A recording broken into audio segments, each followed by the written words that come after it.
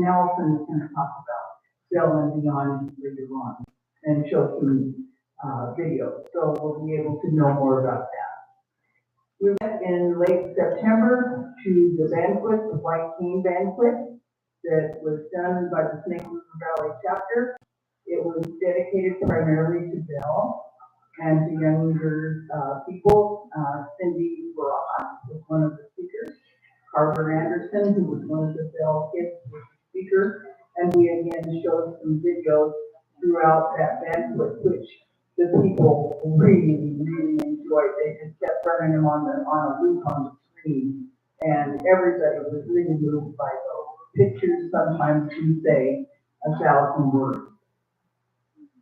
Blindness Awareness Day was something we were all excited about, and we had our 3 big seminar last year at the convention. Everybody thought this was a great, wonderful idea. And it was the first year we did raise some revenue.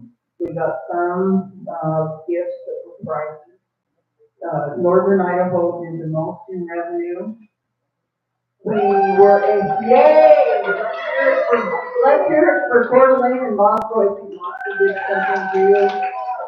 So, but I have to say, I was a bit disappointed in as much as the revenue really wasn't great, and there was a lot of transportation involved going to the restaurant. But a couple of good things that came out of this, free, besides the revenue we got, was that we did update our cards, our information cards, which Larry and Vicki have worked on through the years. And we got those updated, and we used those as things to leave at the counters of the restaurants. We also had a flyer that Ramona and I developed called Goals and Projects, which we will be able to continue to use. And one thing that I believe that we learned is we need to do a whole lot more public education. There is just so little knowledge in the community about blindness. And I think that even if we went and we spent 2 or 3 hours and just, had a sign, a banner, sat at a table and educated people, I think that would be important. We had the Invest in Our Future fundraiser. That was at the end of November because we absolutely had to do and needed to do something with our treasury. And we did. We were able to raise, with the help of some people who were able to give, we did raise a total of around $12,000, a little bit less. But it was very, very successful. So this year, we will need to figure out how to encourage and include everyone. I don't ever want people to feel that because they can't give more than $5, just like in tax, that they're not worth it. We are all worth it. And there's no amount of money that is too small, and if somebody can't give, we don't care. I mean, we understand it. But I want everyone to feel included, because we'll do it again. It was a really valuable thing we did, and I think we should continue. So, we did do the presentation to the Vista Lions Club. Allison and I, for the Bell program, we got Bell and Beyond. We got $500 from them. I think the Lions Club are worth working with for a lot of reasons. One of them is, of course, that they seem to be willing to donate. They like programs with kids, and they like that, but they need a lot of education about blindness. And I think we could do a double thing there if we could do it around the state, and that would mean that I'm not going to drive or travel from here to Pocatello to do a Lions meeting. We're going to have to train people to do these if we're going to do it as a statewide project. Washington seminar was really great. Cindy Barajas came, Susan Bradley came, and I came. And we got to meet with the staffers for our representatives. You don't always get to meet them. We did get to see Russ Bolster very briefly. He shook hands. And after we saw Russ Bolster, we had been invited across the hall to see the guy from Wisconsin who had really good cheese. And he said, Russ only has potato chips. I have cheese. Come over and see me. So we did. we went and had some really good cheese. We had a cheese board and a knife. Got the cheese. It was quite nice. So, so anyway, and one of the benefits of Russians and Finland, get to know their neighbors and have some cheese too. Anyway, Snake River Valley chapter has had a very successful fundraising year. I plan to have chapter reports during our business meeting, and so we will do that and hear about what they've done because it's different and it's exciting and they're having success. We're seeing more new members. We're hearing from new members. We heard from April today, and we will hear from Debbie today. And new members are coming, but sometimes they don't stay. They sign up and then we never hear from them again. And I've got some thoughts on that. Our group for people losing vision is growing. It's growing slowly. I think after today it will speed up its growth and it will have found a purpose to be. We had 8 scholarship winners this year, which is unheard of for the past several years. And so I am really pleased about that. And I thank the hard work of the scholarship committee. And speaking of which, I need to take a minute and thank all the committees and everyone who has worked on this convention and everybody that's here, because we're all a family and we can't have a convention without people.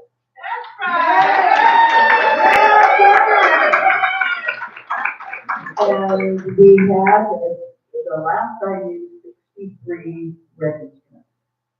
Now, granted, not everybody is here. We did have some of our presenters register. I always encourage that because it supports our organization. Those registrations mount up. You get $20 5 times, you have $100.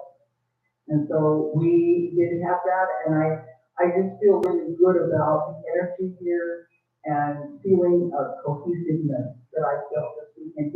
We're so fortunate. We get along. And I hear from people all the time that are in affiliates where people don't get along.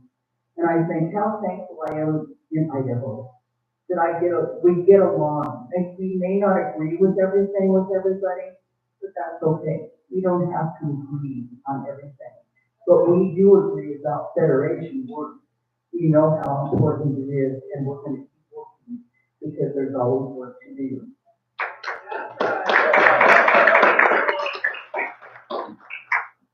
I think as I view the future, I think there is a 3-pronged approach in going forward that I believe that we need to think about.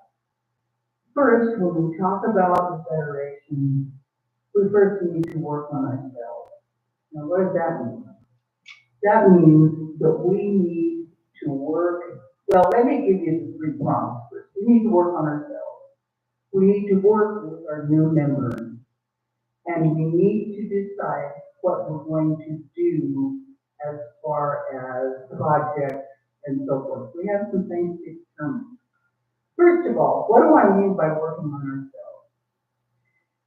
I've said this before, I think I said it last night, and I'll say it again. We are the only organization, the only entity that works with blind people that has a philosophy about blindness. So, somebody give me a belief about blindness. Say your name and tell me. What's our belief? What's our statement? What do we believe? Come on, you guys. What do we believe about blindness? Allison. That's right. Allison says blindness is not what defines us. Come on, you guys. There you go, Sandy. You can live the life you want. What? That's right. Yeah. With proper training and opportunity, we can compete. Yeah. That's right. That's good. Right. One more. Cindy. Yes.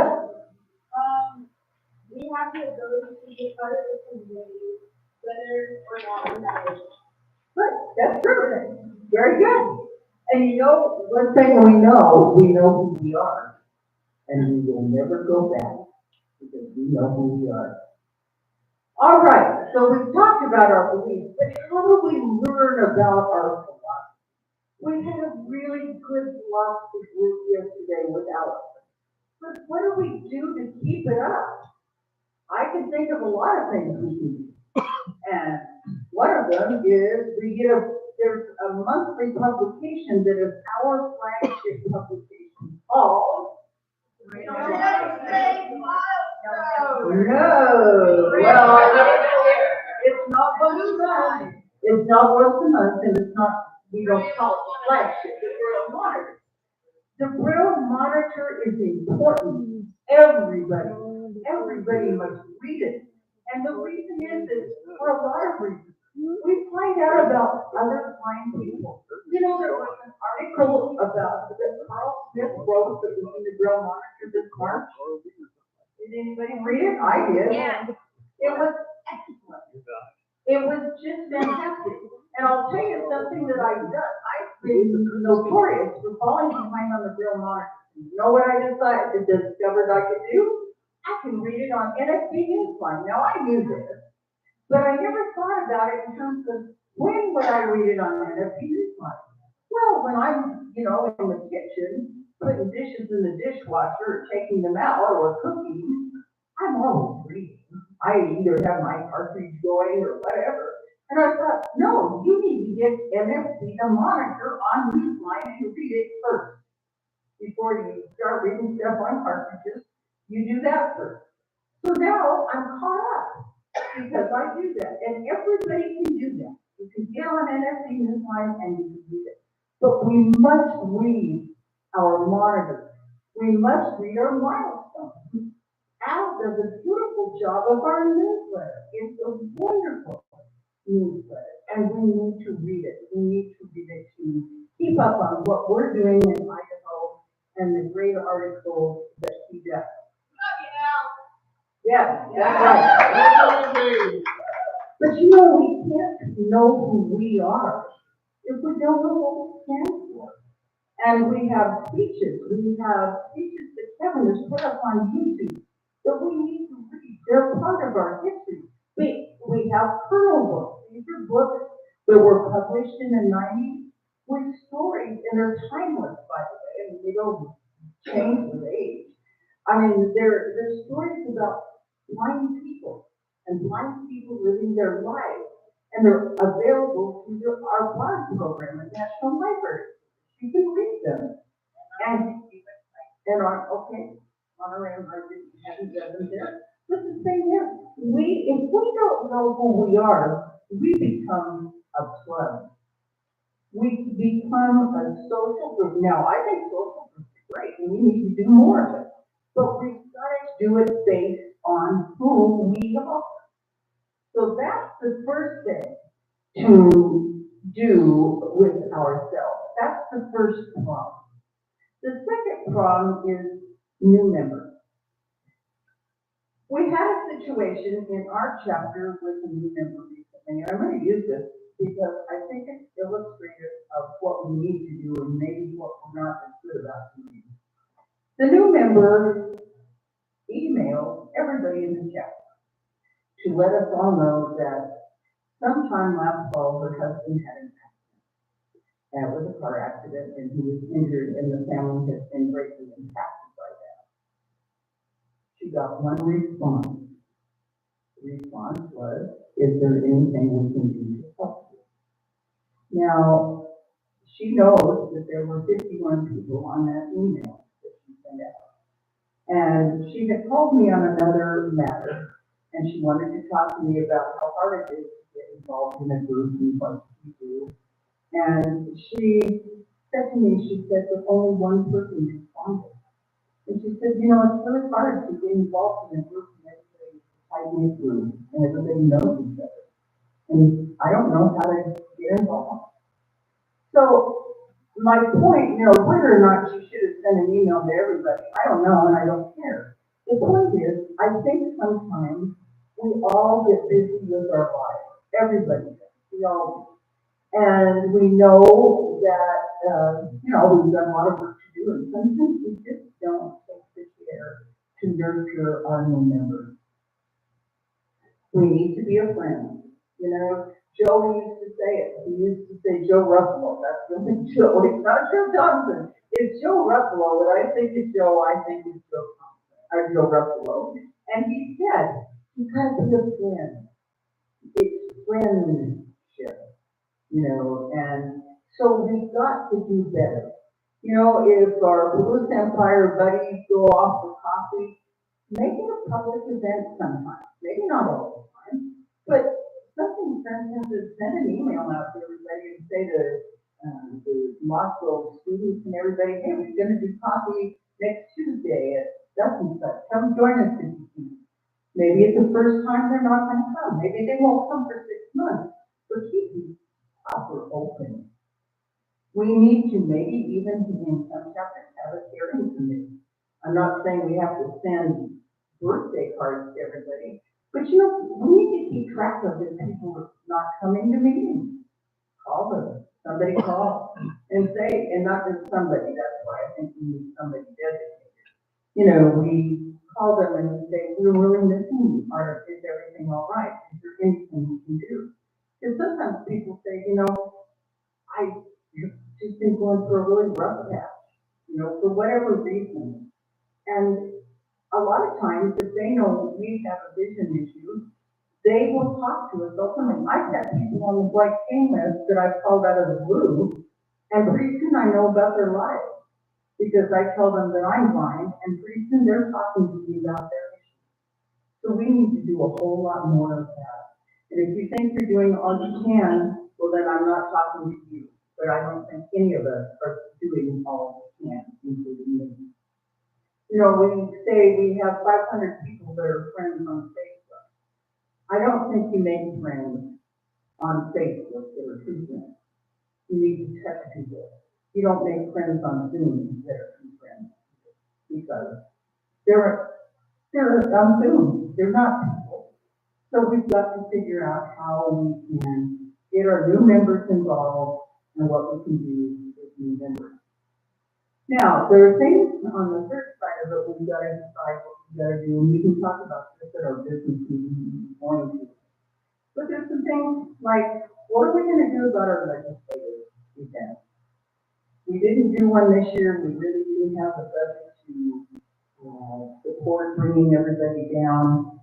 But it goes beyond that. You know, I don't want to bring people down if we haven't had contact with the legislators, and it's not going to meet them at the Capitol. We're just going to go sit and have a table at the Capitol.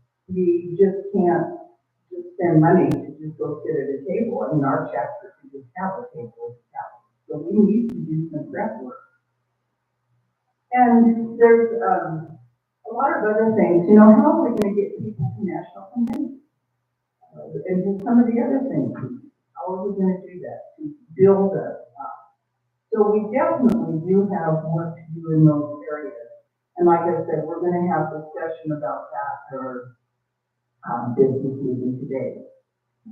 So I looked back at our areas and I talked about what I think the three prongs are that we need to do with looking at ourselves, growing ourselves as members of the National Federation of Design, and what we're doing with new members, and then looking at our projects and seeing what we need to do, what we need to change, and how are we going to fundraise for these. Because if we're going to add new projects, we're going to have to figure out some other ways to raise funds.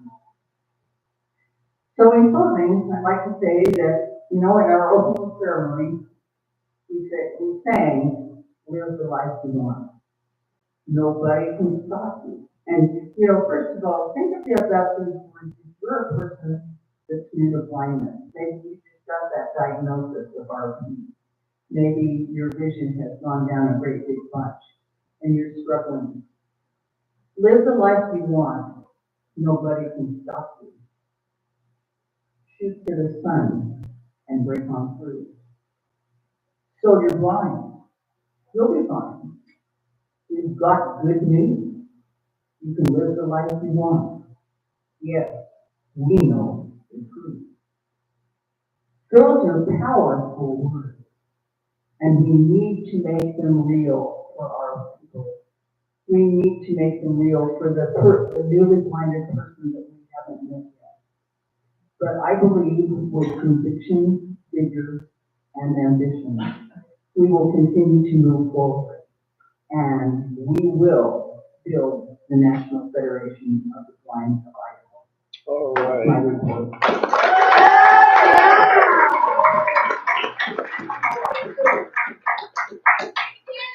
Go Fries. Go, Brian. Yes, I've got a backpack, I've got these backpacks, I've got five, and they all have a $20 bill in them. Two of them are from Church Valley, and three are from Snake River. And, Andy was supposed to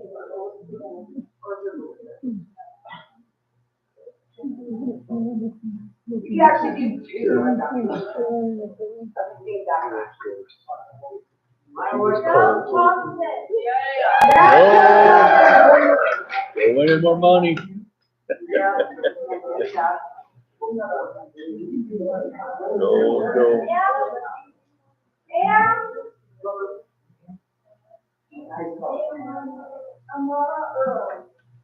Oh, that's ours. She in here? Not in your Goes back to get low.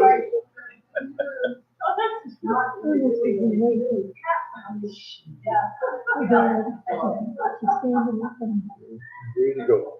Heavy! All right. Okay, next, before we have, heavy, who's gonna be on deck next, we're gonna have another auction item from Al.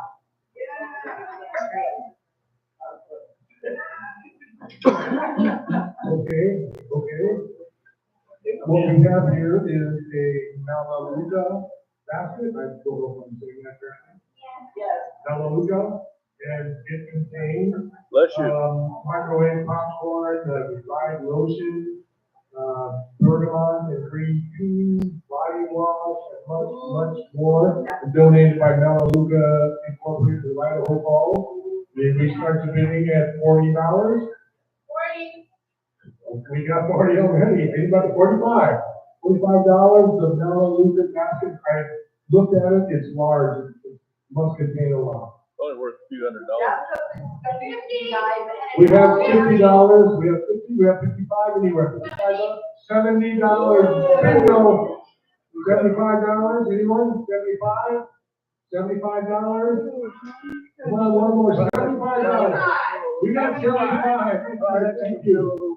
$80, we got 80. $85. 85. 85. Come on. We got 80, 85. Give me my auction board. Quickly. 85.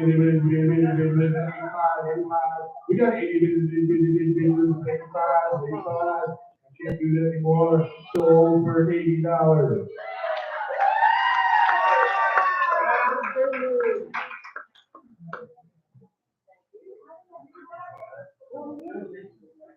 All right. Hey, Al, were you gonna announce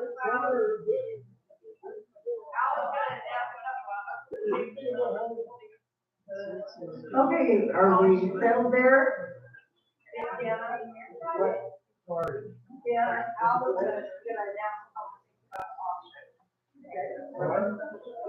gonna announce Get some money.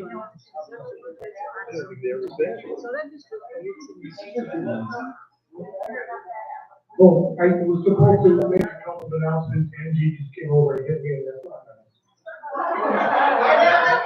But you're supposed to settle up with Angie, we can take cash or check, or we can take IOU, or this evening, at the banquet, or after the banquet, we do have a square, Larry Bateman has a square, if you want to use your credit card in there. Oh, really? She said I did that right, and she put All right. Our next speaker this afternoon is a young woman that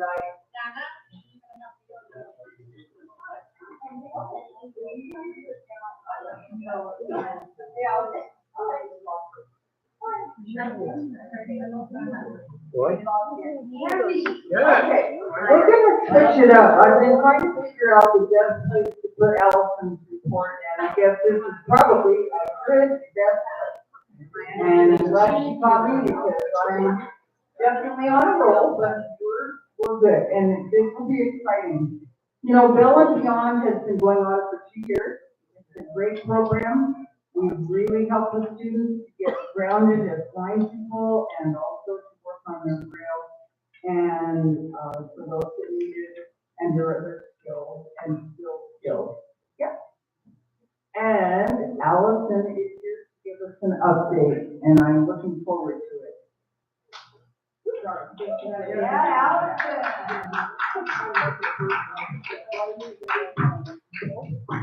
And I've got 10 minutes.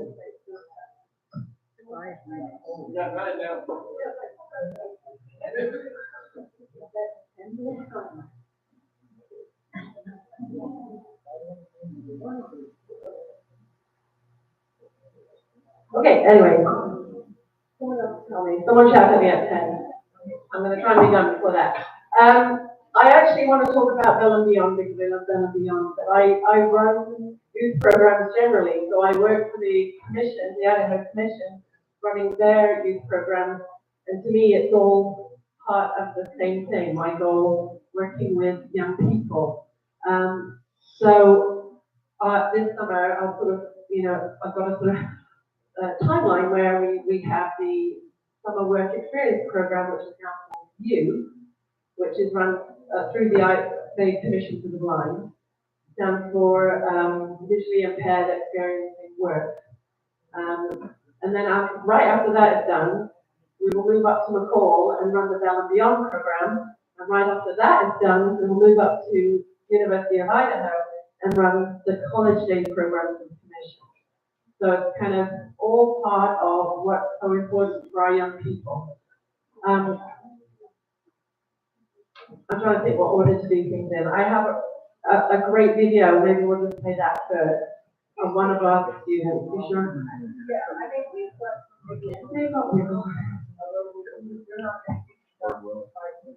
Alright.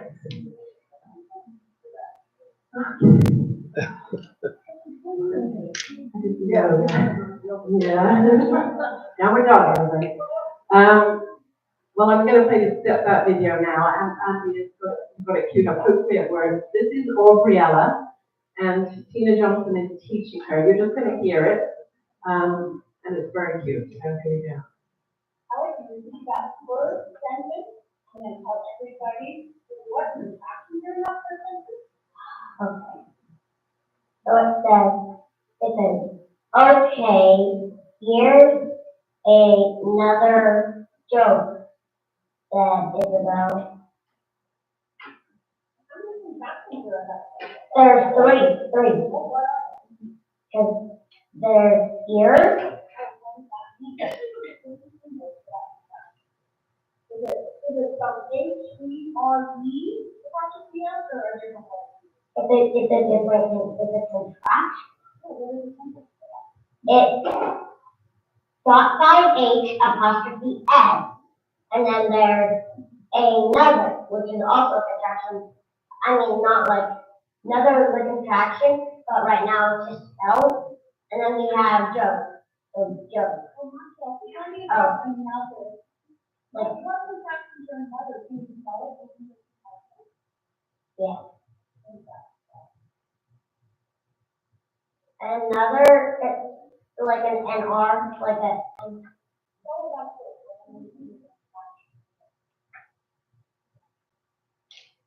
no, NOTHER.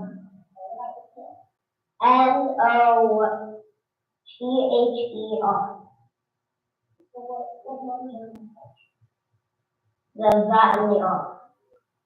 Like, the.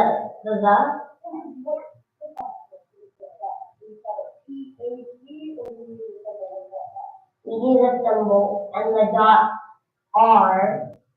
2, 3, 4. Yeah, because A is a contraction. A is N. B is but. he is can, he is but their contraction is, Learning braille is I mean like contraction. that Learning is braille not her. contraction. That's what the contraction is. SB.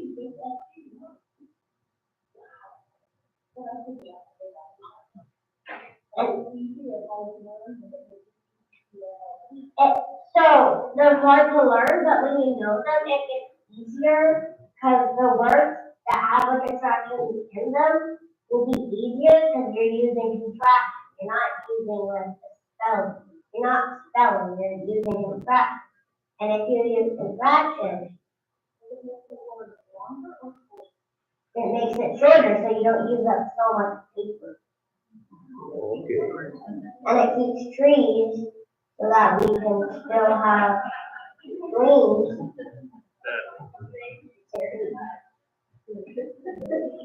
Yeah, she's very cute and saves the world, so that's awesome. Yeah, and that's a little, shout out there to the YouTube videos that we have. If you'd like to see more of the Bell, the students talking about Bell and, all of that stuff, then go to our YouTube channel. So, I'm trying to order my thoughts here. Well, I'd like to acknowledge actually there's a lot of people in the room who we've been running Bell programs. Bell is Braille I enrichment think and you will be. literacy I think and learning. And it's a way to focus on blindness skills, specifically on Braille, but on other skills as well during the summer. When kids aren't in school. And a lot of people in this group have been part of running Bell programs, teaching at Bell programs. So I'm going to try and name them. So we have Diana right here, Ramona, Wolf, and Susan Ford, Sandy Teresa and Vicky Bateman, Cindy Barajas and Amelia Lane, I know there's more, I have them in my head. Well, Joe Thompson has helped out, Marcy Chapman has helped out. I was the lunch lady. Susan Bradley was the lunch lady, yay. Anyone else that I can name? Well, I said Marcy, so that's it with an R, not Marcy, whatever it is I said. TJ might be on video, that's short. Yeah, but they're not here, but they do. They did that. Anyone else in the room? Nicole! Nicole! Dawn! What? Of course. Oh. Sorry, I was gonna go into a joke, but I'm not. So all of those people have been part of our Bell program, but what also is happening as well is we're doing more and more collaboration. So I always want to acknowledge the fact that ICPBI gives us a really healthy grant every year, and they have done every year since this program started, which it wouldn't be possible to run the program without that funding. And they also have provided staff, which can't be in marketing, things like that, also other people. We collaborate with IFCB, and even more so this year, they're providing more funding, more staff helping with transportation, a lot more. We work with the Lions, as you heard, they gave us a $500 grant from the Boise Lions, one of the Boise Lions here, and 3 years ago they funded the camp up in Twin Lakes, Pinlow. We also collaborate with Awesome, which is the adaptive winter sports of McCall. They come and do things with us. So it's become more about, we're all here and our purpose is to work with the students to change those lives, and we do it together. We need each other and we benefit from interacting with one another. So for me, the goals of all the programs, but specifically Bell, are to see growth in our students, in their specific minor skills, but in their interactions with one another. But we also see growth in the staff. We had a staff member 2 years ago who realized that she could go back to school and learn to be an O&M teacher, and that's what she's doing now, having come and being a staff member at the program. So the growth that we see, is exponential, and it's in everybody that's involved. I think as teachers, we learn more than our students populate us. The other thing is the connections that the students get with other students who are blind, and that's true of all the programs that we have going on. That if there's a network, then they know there are other people out there that are going through the same things and that are successful, or just all of those aspects of being part of that community, being part of feeling like you belong and you're understood. And then the final thing is the belief in in what is possible. So again, that comes from the role model, that we want to see our kids have big dreams, that they, believe in themselves, that they can go back into the communities that they're in and just self-advocate and all those things. So you can tell I love to be able to do that for our students. Is what we want to build on, that's our future. The VIEW program is a really cool program.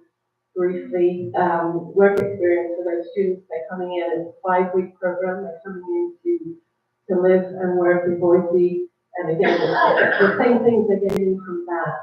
The college day program is an opportunity for those who are interested in college to explore. What does it take to move from being a high school student to being a college student? There's a lot of changes that happen, and there's a lot of support that disappear. When you make that transition. So it's really important to understand and consider and prepare for that. So that our program does that. We bring in blind teachers, actually. We bring in Tyler Merrick, who's a Paralympian, who's where he lives now, he's moving. But he's come and helped us several years, and then we have a teacher from Indiana who comes, Kathy Miller, is her name, and she's just an amazing connector with the students. She just really picks up on where they're at and what they need. So just very excellent role for everybody. There are 2 things that I would ask from you as my community to help with all of this. The first is students. We want to get as many students into the Bell and Beyond program. Maybe I should say Bell and Beyond, because we started with a program that was for elementary, and we kind of pushed it out to include up through 17-year-olds. So if you know any students in your region that are between the age of 7 and 17 who have vision issues, encourage them to come to Bell, because it's truly life-changing, and it's a very formative time. It's the best time that I have all summer. So if you would do that, I don't think on the website, if you go to nfb.org, it's right on their front page. It's the Bell, it shoots the National Bell website, and then that's where the application is on there. So I would love that if you could share that out. I do send it out, and then I'll do it again too, so you have the information there. So that's number 1 key, please. We'd love more students. We've had an average of 17, but I'd happily take more than that. And then we need staff, not so much for the Bell program. We're doing pretty well recruiting staff for the Bell program for this year, although if you're interested, still come and talk to me. But we also want staff for our VIEW program. Mike kind of plugged it quietly yesterday, but we need staff who have the confident learning skills, that we will make role models for our students. Kevin worked a couple of years ago, and it was just great having her there, because it means a lot for the students to know that there are adults that are functioning and successful. So I'm recruiting right now. If you're interested in working for the summer for 5 weeks, it's a pretty good rate of pay for the temporary position that it is, $19.50 an hour. Come talk to me. And then again, if you know people, come talk to me, get them to come talk to me. Yeah, I have a great thought. Yeah. How am I taking time? I'm probably going to stop there. I'll take questions if anybody has questions. You may have said it, but I'm not. Excellent question. So the youth program is in Boise. The camp for Bell and Beyond is the Silver Cove camp in the fall. Oh, and I didn't say this year, we're building off of, already had this in mind, that what we were talking about in Texas that Emily Gibbs is doing and Norma was talking about it, is more of a challenge for our older kids. So I'm hoping we can take them off for a challenge evening where they have to kayak across the lake and then camp out on an island in the fall. So we'll see if that happens. That's the goal, to really stretch their expectations of themselves there. And then the accommodating and what Nicole for the family. What was it about? Well, I can't remember the joke.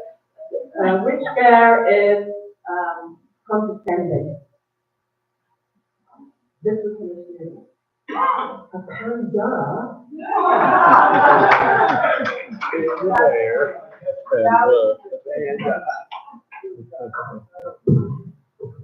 Okay.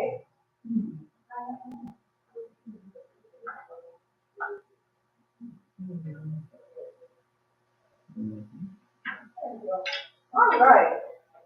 Now, to help us make sure that we stay energized so that we can be attending for our business meeting, I would like to now welcome Kenny Young to talk about from student to teacher. Living our mission.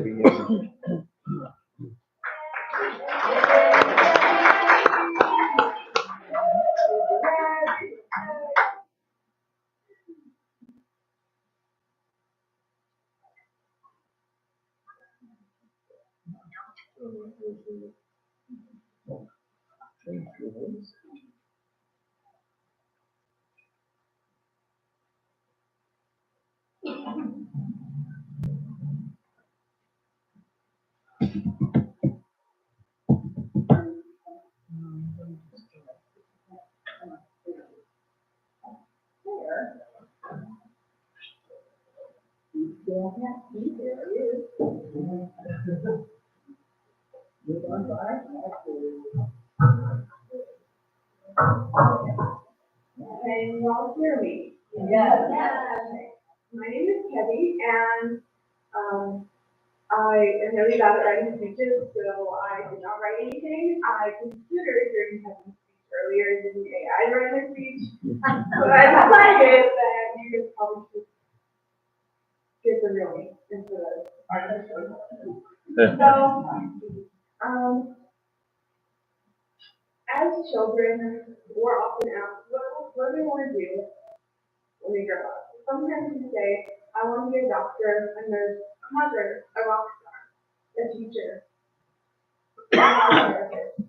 And for me, the last two were what I would say, especially in my teenage years.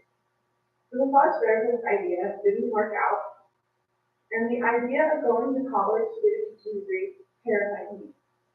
I attended college a few times, but it didn't work out. So, how did I get to be a teacher without a college degree? I'm not a teacher in a traditional sense. In the spring of 2022, I was looking for work and I reached out to Rocio at the Mission Field Line, and she told me about the summer program. And what I didn't know then was that making that decision to work the summer program was going to change the rest of my life. A couple of people at the summer programs mentioned APC. So after the summer programs are over, I looked into it. And in October 2022, I began attending the APC. This wasn't the first blindness training center I had attended. In 2017, I attended Blind Incorporated in Minneapolis, Minnesota, where I learned a lot of skills, but there were some areas that I needed improvement on. So I began training at the APC. After 2 terms at the APC, I didn't know what I wanted to do. Did I want to go to college again? Did I want to work? So I began looking for jobs. I heard that we had teacher positions opening up at the commission, and that was my goal. the staff of APC invited me back to class summer for an internship. So I started working with the students there and the staff, helping in activities of daily living, braille, and a little bit of computer. I also helped in woodshop, and I think that was one of my favorite classes. When the rehab teacher position opened up, I applied. And if I hadn't had the encouragement of others, I don't think I would have done it. When I got my job, I was so excited, but also really scared. And I didn't know if I believed in myself that I could do it, but I knew others did. I knew that my parents, my siblings, my friends, and all those who knew me believed in me. And for me, living ambitiously is always the goal, but sometimes when you can't believe in yourself, you rely on others to believe in you, so you can believe in yourself. As a child, I knew that blind people were successful. My two older siblings were also blind, and both graduated high school. My brother went on to college, and my sister has a family of her own. But I knew it could be done, and I also knew people who were mothers who helped my family when I was little. I didn't know this until about a month ago, but they are also in my family. So I'm sure that helped as well. Because my parents and siblings had the influence of strong NFB members to help them on their journey to raising successful, ambitious blind children. As I stand here today, thinking back on how everything has connected in my life, I often wonder if I hadn't said yes to working the summer program, where would I be and what would my life look like? I don't think I would be standing here today, and I don't think I would be a rehab teacher at the commission.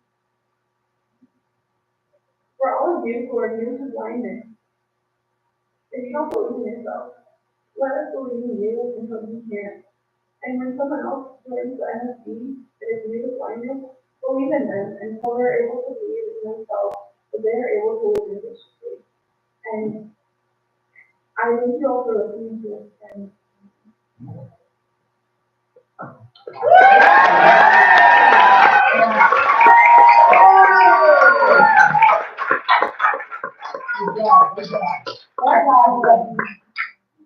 Yeah, what an inspiring speech, and it's exciting because you're starting a new chapter in your life, and that is really, really exciting. First real job is always scary. I remember my first real job, in fact, the night of my first start the next morning, I was so nervous I hardly could sleep. So I'm really understand, and that's very good. And what a wonderful segue between Allison's report. We couldn't have gone together better, because it was sort of like I planned it, and I really didn't. So now we are going to start our business meeting, and so we have Door prize. Door prize. All right. You got a $10 cash donation from Vienna along with her. My window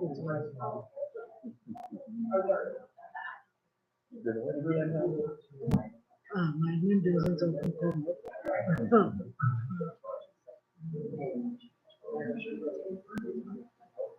That's the same as the big prize. Okay, we're ready? Oh, trying to use the mic to tell me. Are we ready?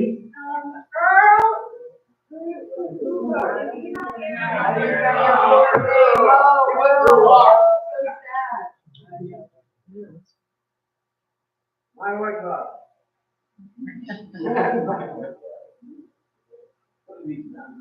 Oh, I know what that.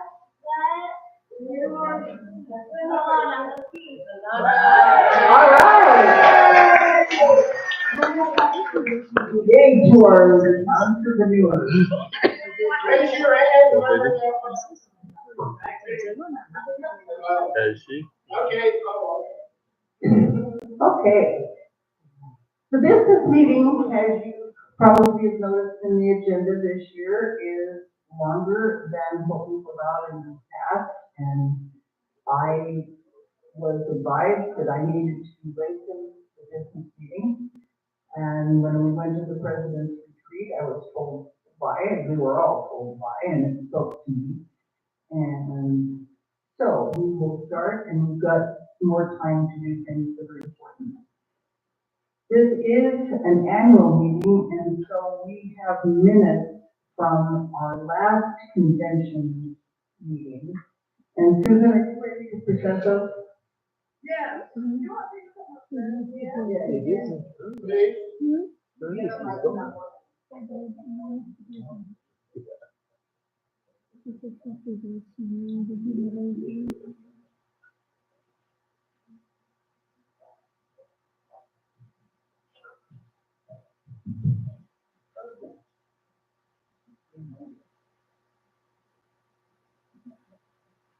Okay.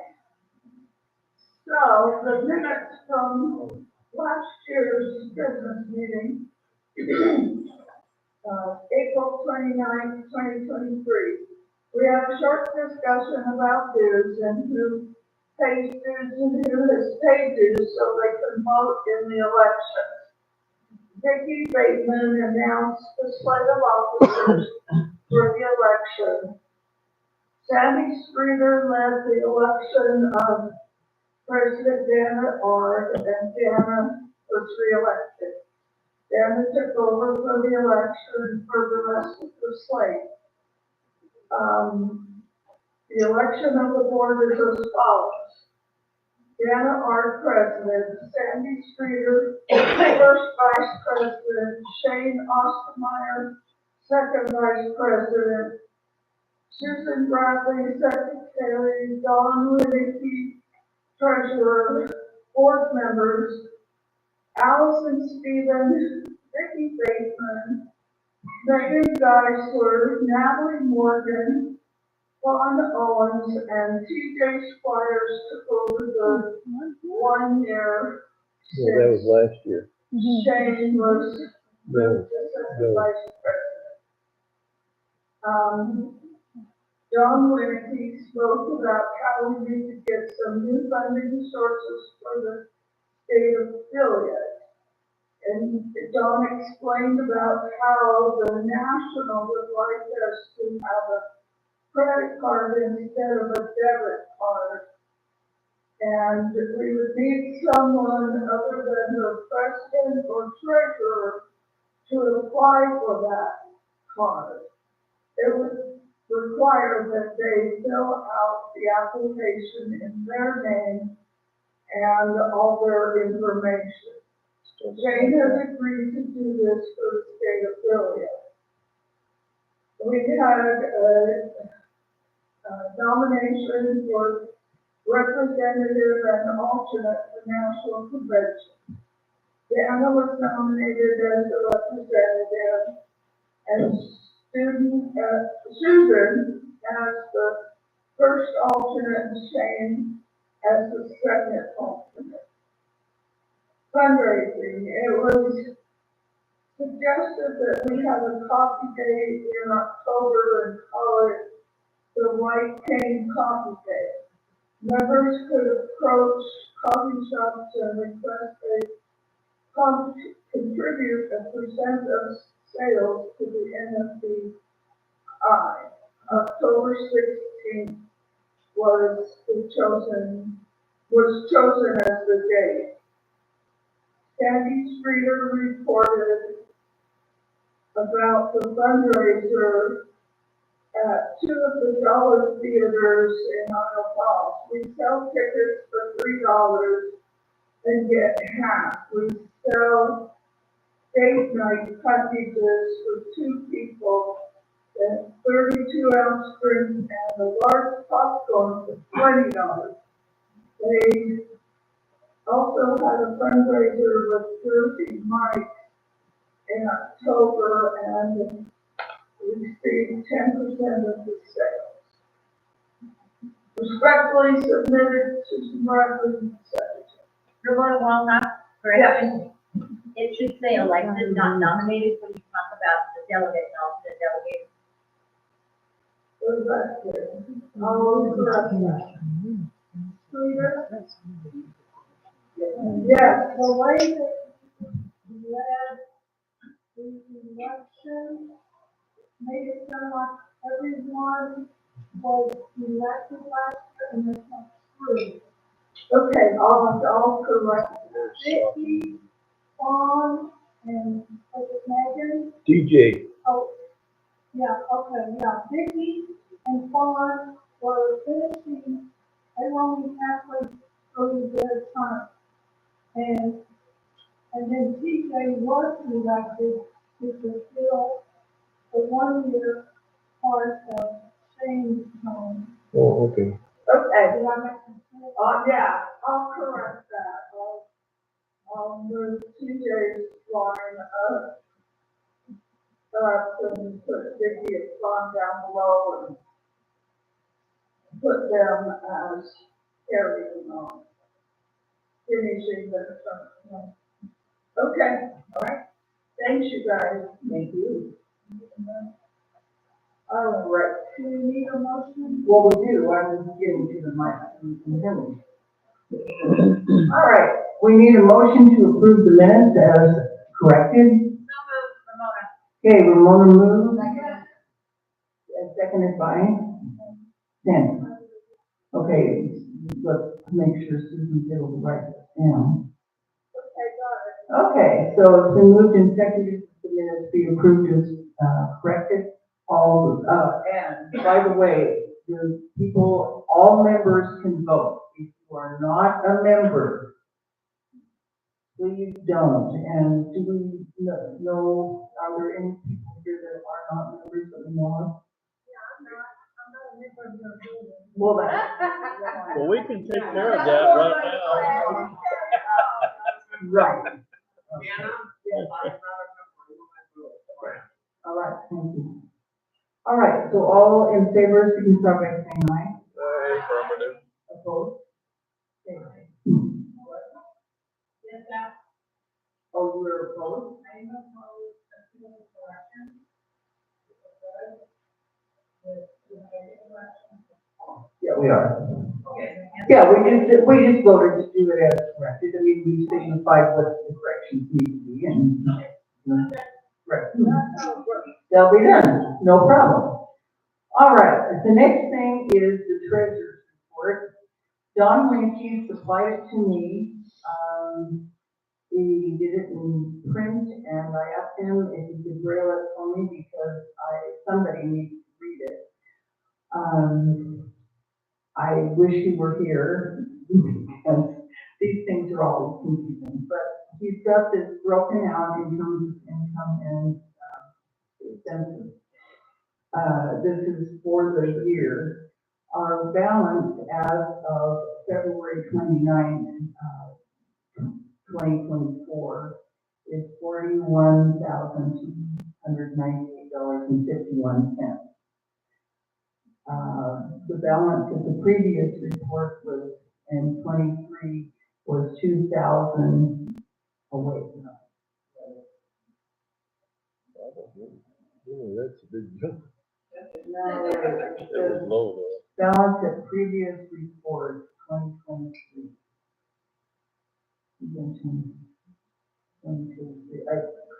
31,146.88, I think. This is kind of confusing, and we may have to, have him explain it, although the board has followed this through and has voted on, everything. Total income, as of April, 2023, was $72,234.34. That income, this was income from last year. We had reimbursements for bills in 2022 of $13,000. by the Commission for the Blind. Bell 2023, from ICD was $15,241. Edelstein, which is reimbursement for our scholarship, this was the reimbursement for 2023 was $9,755.90. General donation, and see, some of these are like how our national office has us code things, and so if you ask me what general donations are, I think these are things like, you know, what we pay to go to convention, and I don't know how they code everything, and this is why it's useful on here, because I can't answer that question from the treasury. $32,286.55. Memberships were $51. NFB Idaho store, which was closed, we did get $174. The income we got from state convention last year was $13,685.80, which didn't do much to cover our total expenses, but it was certainly helpful. State convention so far, when the time we did this in the 2024 report, we had received $718.97. I'm sure it has certainly raised since that time.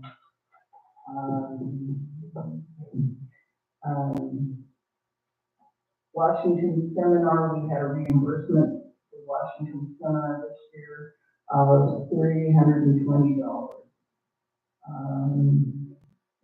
It has the total expenses at 2023 were $62,082.71. And for Bell, the expenses were $23,769.04. Bell 24 so far, we've spent $3,045. I'm glad I'm not treasurer. Norma should come and read this report. The Board of Directors meeting in Idaho Falls cost us $977.58. The Gem State milestones for printing and so forth for the year was $1,292.48. General this one shocked and talked general liability insurance is $2,258. Well, it seems awful high to me, but it's because we have to have certain things on that insurance. So, miscellaneous expenses, postage, etc., Zoom license, $959.61. My Environment, which is the program that they do up in Coeur d'Alene for the blind kids. That's Jordana and Fawn Owens is involved in that. And others. Storm has even helped with that one. So I think, Storm, did you do My Environment? What was that? My Environment. I don't believe that. Okay, you know what? I've gotten mixed up. I had another applicant that did. That is from that area, so I mixed it up. I'm sorry. Anyway, $1,071.12. National convention last year we spent $2,149.95. NFB Idaho store. Oh, that's nice. We got an income of 100 and something. We spent 200. No. 171. No, we spent $29. Sorry, I I am not used to reading these signs in UEB either, and I look at that and go, okay, then we had scholarships, which we were reimbursed for, which was 9,000. State convention in 2023, 14,503.47. And I'm, you know, if we need to ask John questions, I will try to make sure we do. But those are sort of a summation, so you get a sense of, you know, where the money is going, what we're getting, et cetera, and how we're, you know, how it's being utilized. I move we accept the report as presented. Okay, because it is complete, it's just part of it to me. Well, It's there. how does the income and expense pan out? Total. Okay. I'm sorry, just let me say this. This, we were asked to do, at the president's retreat, and we were asked to do a total treasurer's report from the last convention to now. And you know, we in the board approve these reports as they come along each quarter.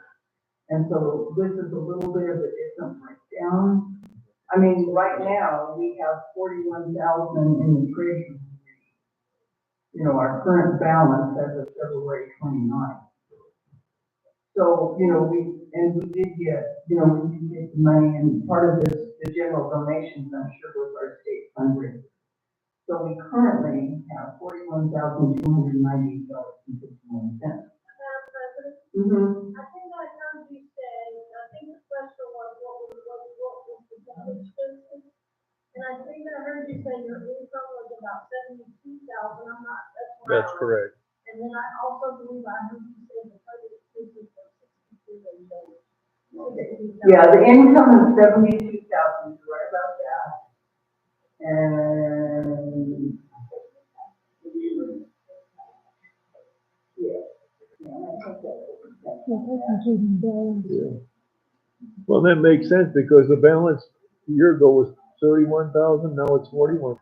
So that's, Yeah, no, you heard it correct. No, that's what I heard too. okay, it's been moved and seconded that we approve the treasurer. Any further discussion? All in favor, signify by saying aye. aye. Opposed? Move on. All I can say is I hope Doug's here next year.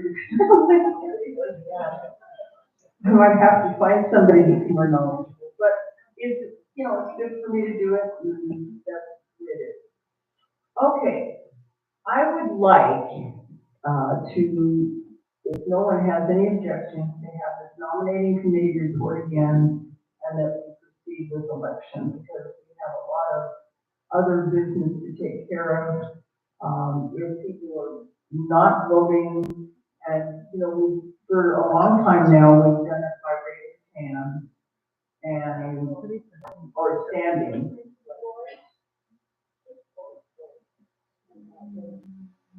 Okay.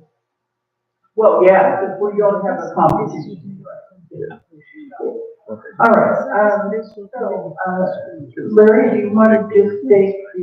Yeah, well, we have three board positions up for reelection. And that is Vicky Bateman, Fawn Owens, and TJ Squires, and they have all agreed to be reelected. All right. So, we will Two are just go not ahead and present. proceed, and, you know, if we do have, someone that chooses to get me nominated, then we will do the raising hands and standing, but otherwise we'll do things by acclamation. All right, our first board position is Vicky Bateman, who is running again for another term. Is there any nominations from the floor? Are there any nominations from the floor? Are there any nominations from the floor? Move this cease. Elected. Second, And, I did. okay, it's been moved and seconded that, Vicky Bateman can be elected by acclamation, all in favor, please signify by saying aye. Opposed? Thank you. Vicki, do you have anything you'd like to say?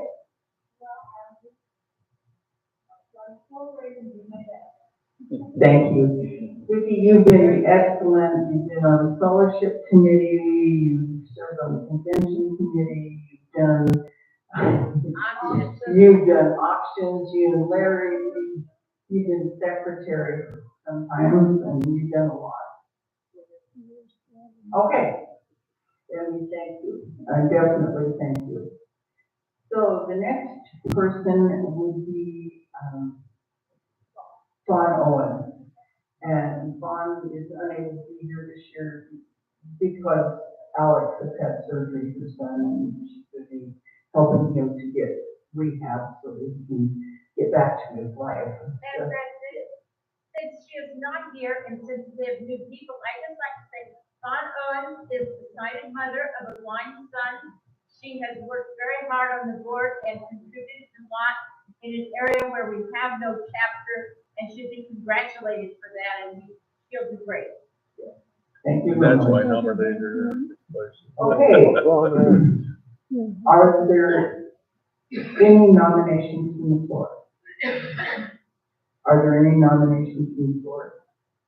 Are there any nominations from the floor? Move nomination cease and vote her in by acclamation.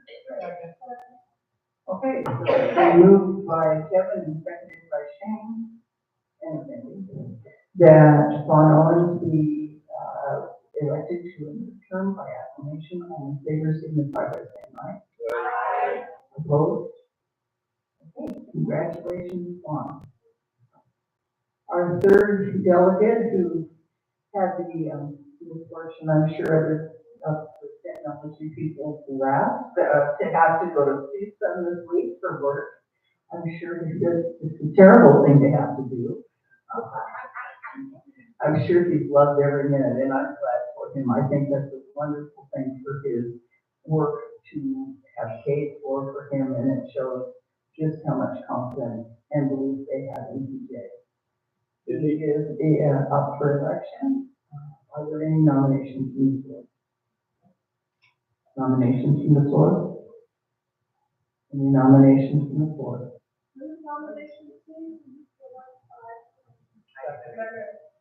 Okay, there was somebody over here. I said nomination. Okay, so, and you said that, right?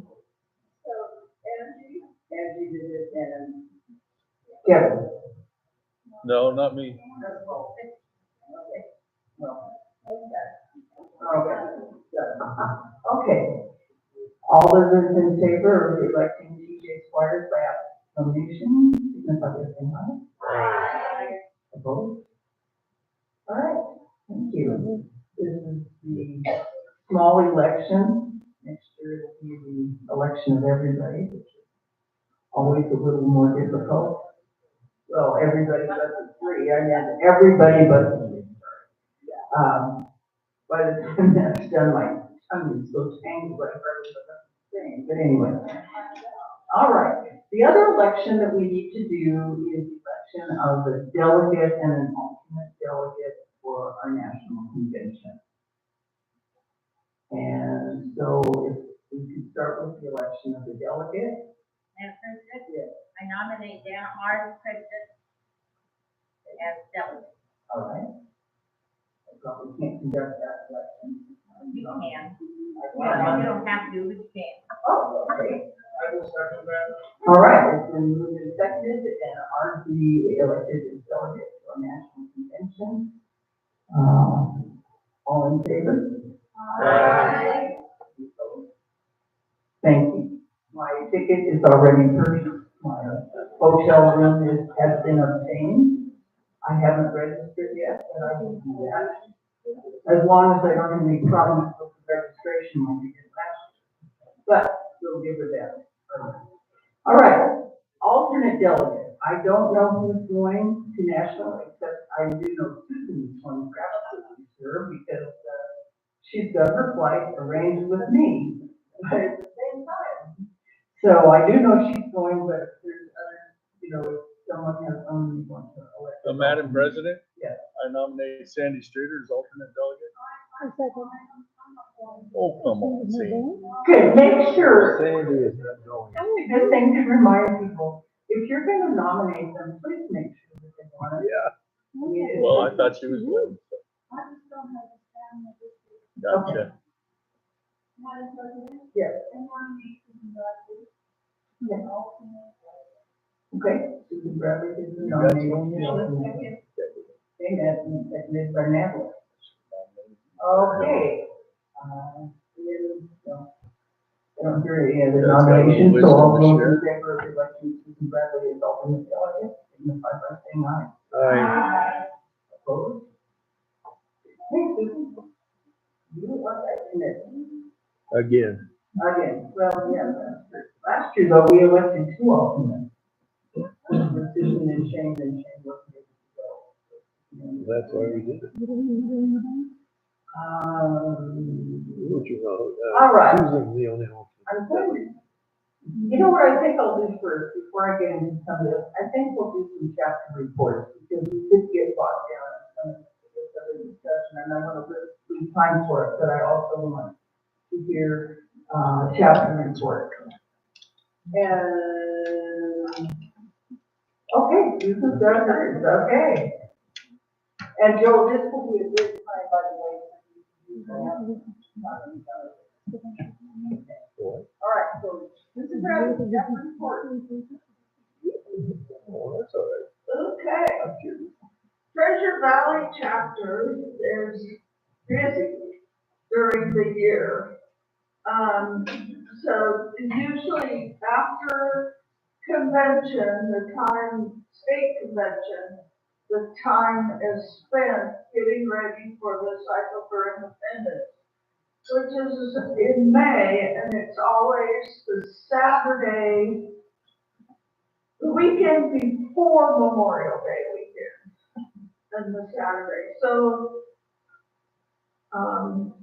and coming up this year, it's the 18th. So we had the Cycle for Independence, and Dana reported on the, total, that we earned. And I didn't write it down, I should have. But, and it was a very successful, Cycle for Independence. It was Al's last year for doing it, and he told us that this was his last year, and, Daniel Solis, spoke up and said, I think I can do it, and Al said, I'll help train you, and so it's going very well. And then we had National Convention, and Crystal and Frank and Ramona and Dana and I all went to National Convention, and we had a really good National Convention. I think one of the highlights of my National Convention this year was, well, there were like two. I got to know Tom Page who was the president of Kansas, at leadership seminar, and he has a band, and so I was interviewing him for a YouTube video, and as I was sitting there and visiting with Tom, I heard Crystal and Frank go by, and Crystal said, "Come on, Frank, hurry up, right up here, come on, let's go."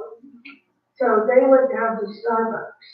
And so then, when I came back and sat on the Idaho road, there was Frank with his bright red, one of those bumpy ones that I can't stand to even touch. And they went down to Starbucks and back in time for the start of the session. Bumpy glass of coffee. Starbucks coffee. We then had our view activity, and we had it over at Gacha Park. And we had candles and we picked soccer balls and we have all our good activities and then we have our picnic. And it went really well. We had plenty of good food and everything, and we all like Cassia Park the best, so we grabbed it up for our fall picnic in September. And so then we had our fall picnic, and then we had our Christmas party the first Saturday in December, and we had a really good turnout. And we had new members that came. Cindy and Joe Grover came to our Christmas party, and we were so glad to have them. They've been kind of in and around for years, but now they're retired and they're ready to come over time. And one highlight of our chapter is that we got an anonymous donation for our transportation fund. And so Al set it up as its own account, our transportation account. And this donor wanted blind people to be able to go and do what they wanted when they wanted, just like everybody else. So if you want to go to the library, or if you want to go shopping, or if you want to, whatever you want to do, you should be able to do it. And so we take our receipts from Lyft or Uber, and Al's got it figured out for other stuff. And we send Al our receipt and just say, here's my receipt for transportation. We don't have to say what we did. And put the amount and put our name, and then Al sends us a check. And he said he's very happy to walk over to the post office and mail these checks. So that's my report. Yeah. I did yesterday.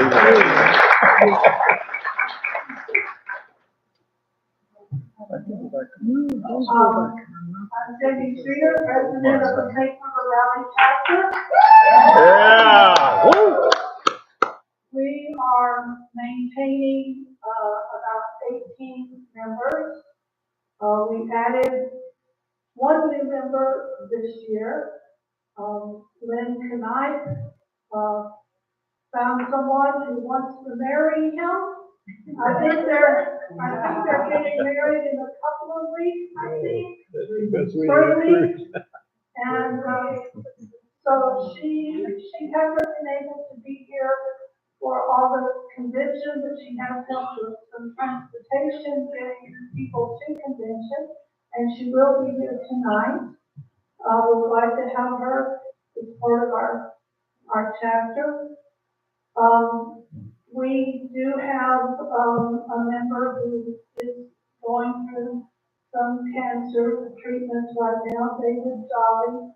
So he and Wanda are not able to come to readings because he needs to stay clear of any people with guns and, different health issues that he could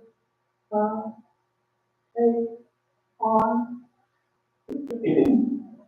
We have continued our fundraiser with the movie theaters. They're no longer considered dollar theaters, but they are the cheapest theaters. They're all owned by the same people. There are two in Idaho Falls and one in Blacksburg. And,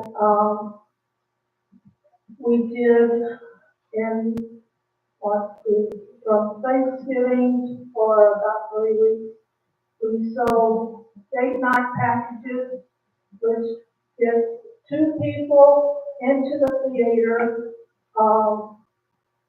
They get a large popcorn and two 32-ounce drinks. And we sell those packages for $20. When we first started doing this, we got half of that, but they have gone up on their prices, and they said to sell the date night packages for $23, and we would still get $10. So as a chapter, we decided that we wanted to just continue selling them for $20, and we'll keep selling, and they still get the 13 if they want. And there's also, they have discount cards, you know, those cards that you can buy, and they have various discounts from businesses around the area. They sell for $20, and we get $10 off of that. In October, we did a fundraiser with Jersey Mike's in Idaho Falls. It was a one-day fundraiser, and we got 10% of their sales for the day. So we ended up, from that fundraiser, we earned like $915. Wow. And all we had to do is, we went in two shifts. About 4 of us went to, and we were there before the lunchtime, and then another group went for the early evening. And so we're hoping to do that again this fall, probably. We were hoping to do such a fundraiser for the affiliate with Jersey Mike's here in Burley in connection with the convention. But in March, they have a special fundraiser that they do and would not accommodate us. So that's something to think about. And maybe we can do it in the future wherever we are. The Snake River Valley continues to have our blindness awareness banquet in October, well, in late September, early October. We're hoping to have one again this year. We still need to raise some funds in order to put it on. But we will be working on that as soon as we get back home from the convention. That has been a very successful event for us. We invite community leaders, friends and family there in the community to come and listen to inspiring speakers. This last year, it's been noted already that we showed some videos of the Bell Kids and some other videos, and that went over very well. I think,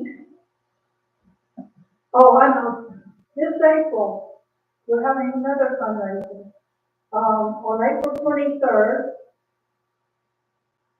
there is a place in Idaho Falls called, it's a bowling alley, it's called Homestead Pizza and Bowling, and they sell pizza and burgers, whatever. And we have flyers that we will be sharing with our friends and people in the community. And we can't circulate those flyers on the property, but we can get them out to people ahead of time. And they can go in anytime during the day of the 23rd. And if they have that flyer, they can show it when they make their food purchase. It will not include beverage or delivery, people, but we will get 50% of those proceeds. 50%. Pardon? 50%, we're so excited. Yes, yes. And Natalie set all of this up for us. She's really good at this kind of thing. And there are, what do they call them? What we get 25% of? Oh, yeah, Pizza bucks or something. And if people can get those ahead of time and go in with that, and we get 25%, and that's not just that day, I don't believe. Yeah, that will be any time. So we're excited, to see how that works out for us. I'm gonna get our chapter to roll. I'm gonna do it. Yeah. So we're moving along, and we're anxious to continue finding new members.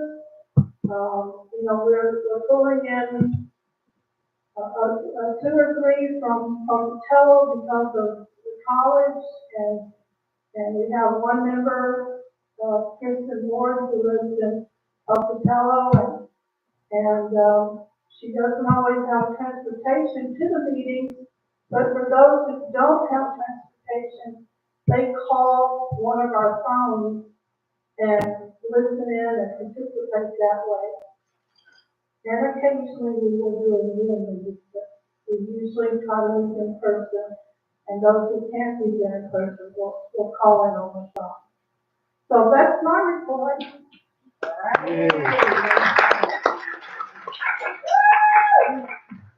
All right. We have one more to hear from, and I think here we go. Go. Which way you want to go? Come this way? No, there's no there. You open it up. Oh, it is? Ah, yeah. I didn't know. Yeah, we opened that up, so I didn't have to go back. All right.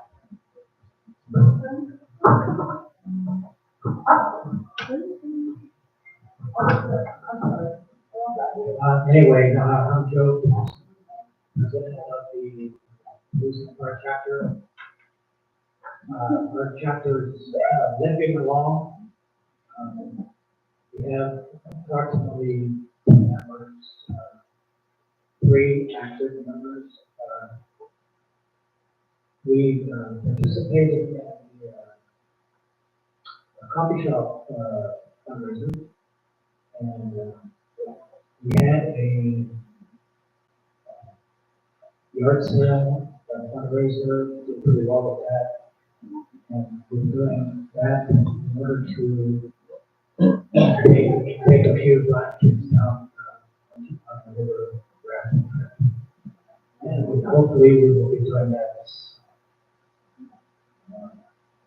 I'm hoping Shane, Hyde, and Aaron Joseph will be playing at that time.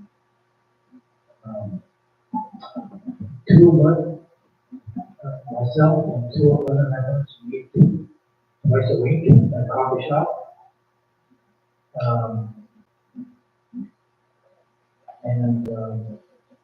That's always fun. I always look forward to that. I host a book club, and the book club's been fairly sparsely attended. So it would be great if more of it would join in sometimes. We do it the second Wednesday of the month at 8 o'clock. Mountain time. All the books are on board. And if you're on the Idaho and you'll get the message. The announcements. What were you reading now? Right now, we're reading No Hiding in Boise. Nowhere to hide. Nowhere to hide. Nowhere to hide, okay, nowhere to hide. In Boise. Is it not AM or PM? Where do you? PM.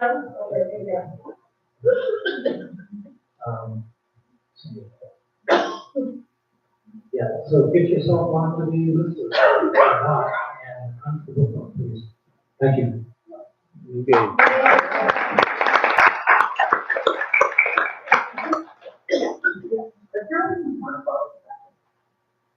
Yeah, and you said a lot of bubbles. Yeah, I appreciate it. Yeah, no friends. We got a bag with $20 in it, Oh, yeah. I thought it was, sorry, I thought it was.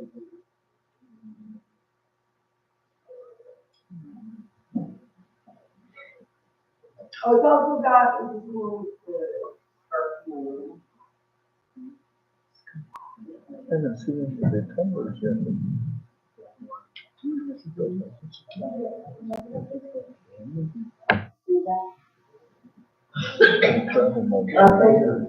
Andy Johnson.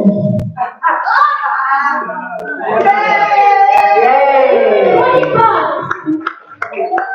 Andy Johnson, I didn't get this. Thank you.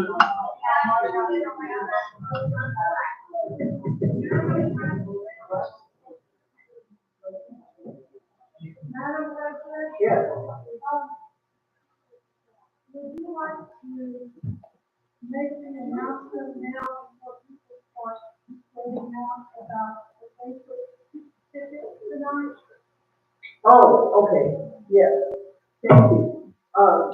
We were asked, I was asked today, that if you are a person that has dietary needs, that you, before you leave tonight, that you put your ticket at the seat where you plan to sit tonight, so that they will know where to put the salads, because salads have things that might be, not wanted in particular dietary situations.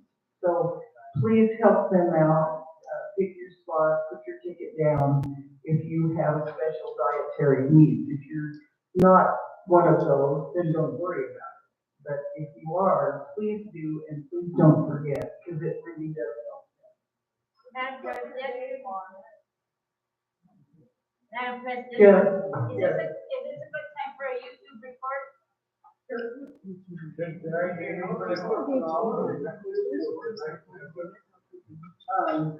need to. I'm going out.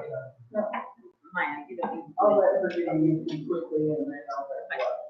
I'll get through here. I mean, I agree with that, I've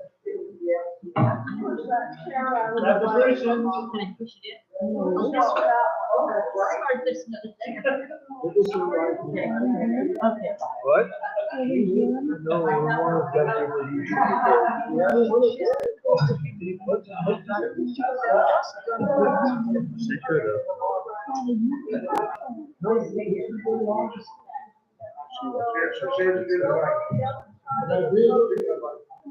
Thank you. All right, I'll be quick, but you have been wonderful to build this YouTube channel. You really have been working on it for not quite a year, hard. Kevin is absolutely indispensable to post to YouTube. He's done a lot of the naming, but we do have over 350 videos up. And if you've noticed during the convention, we are using these videos for other things. Part of the banquet in Eastern Idaho used some of the YouTube videos, and they were very effective with the audience. We've been able to use them for presentations to the Lions Club, and we can do more of that. Kevin is learning and has gotten pretty good with some AI videos but live videos are the best. Kevin says, people interact with people better than machines, and so, I think that's right. We have lots of different people on. We will keep posting new videos. So I have talked to some of you at this convention, who've also shot new videos at this convention that will be posted, and we have a pretty good log available to post, but we will continue doing it as long as, Kevin and I keep enough energy and health to do it, but anyone else that wants to be a part of this effort, you are absolutely welcome. If you have ideas about things to shoot, we'll probably use them. If you want to be here's a trivia question I just can't forget. Who has the highest number of views on one of our videos? What person? No. Cindy which? Cindy Baraha. How many? 29,000. 29,000. Now, we don't totally understand why that would be so very well, but I'm waiting for the next one. Who has the next highest one? No? Well, she's The up there. next highest one is Dana. And it's 14,000.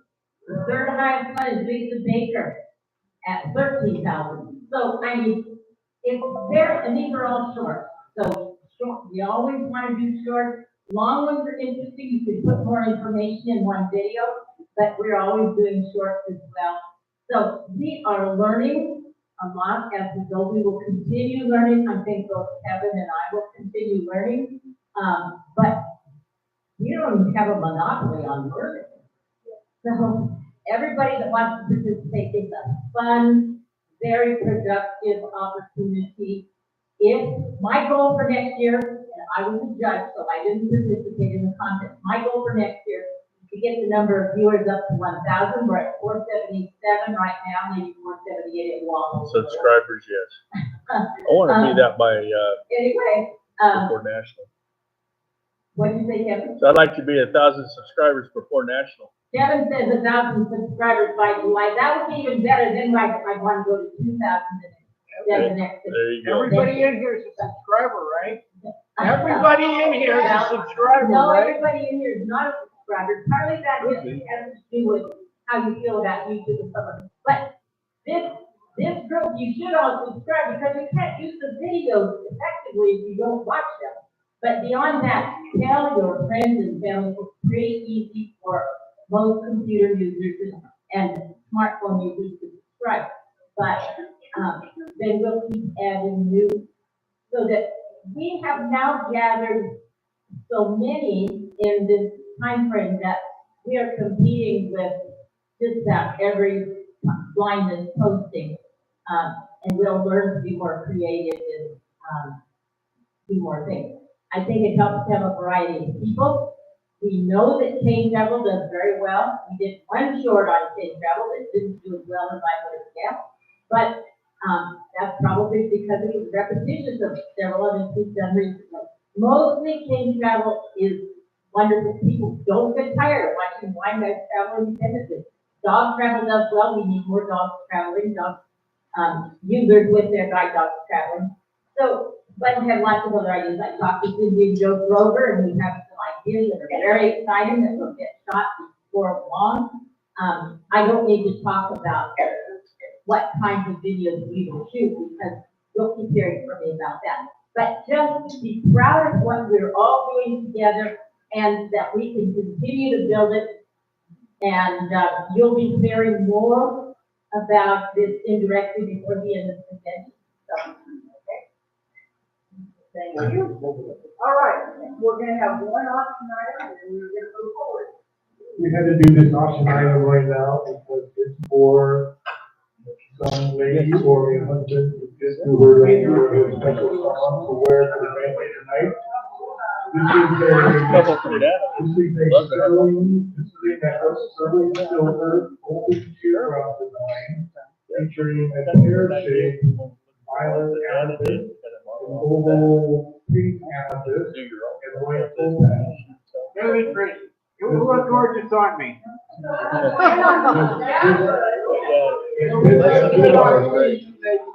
This beautiful piece of fence that was 18 inches grow.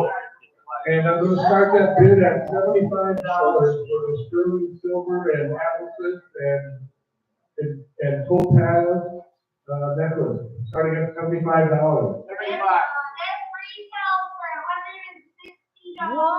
I just heard a bid of $160. $155. All right, $75. 75. We have $80, $85, $90. We need $95. We got 95.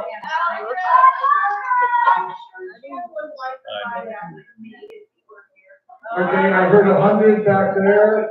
What is Jim bidding? $110 for the guy who's not here, and a wife who no longer has a home. 120. We got 120. 120. Beautiful. 130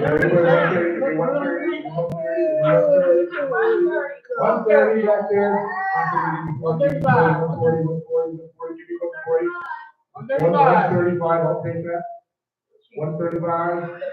135 and 140 and 140. So 135. 140. We got 140. I'm sorry, Larry. We got 140 from hitting in the corner.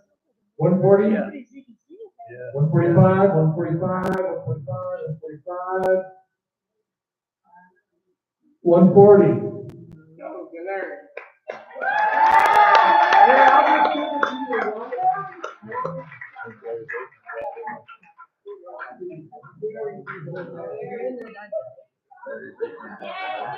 No, this guy that's talking. I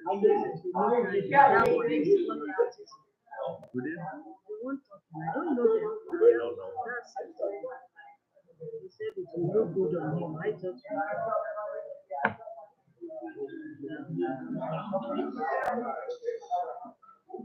Okay.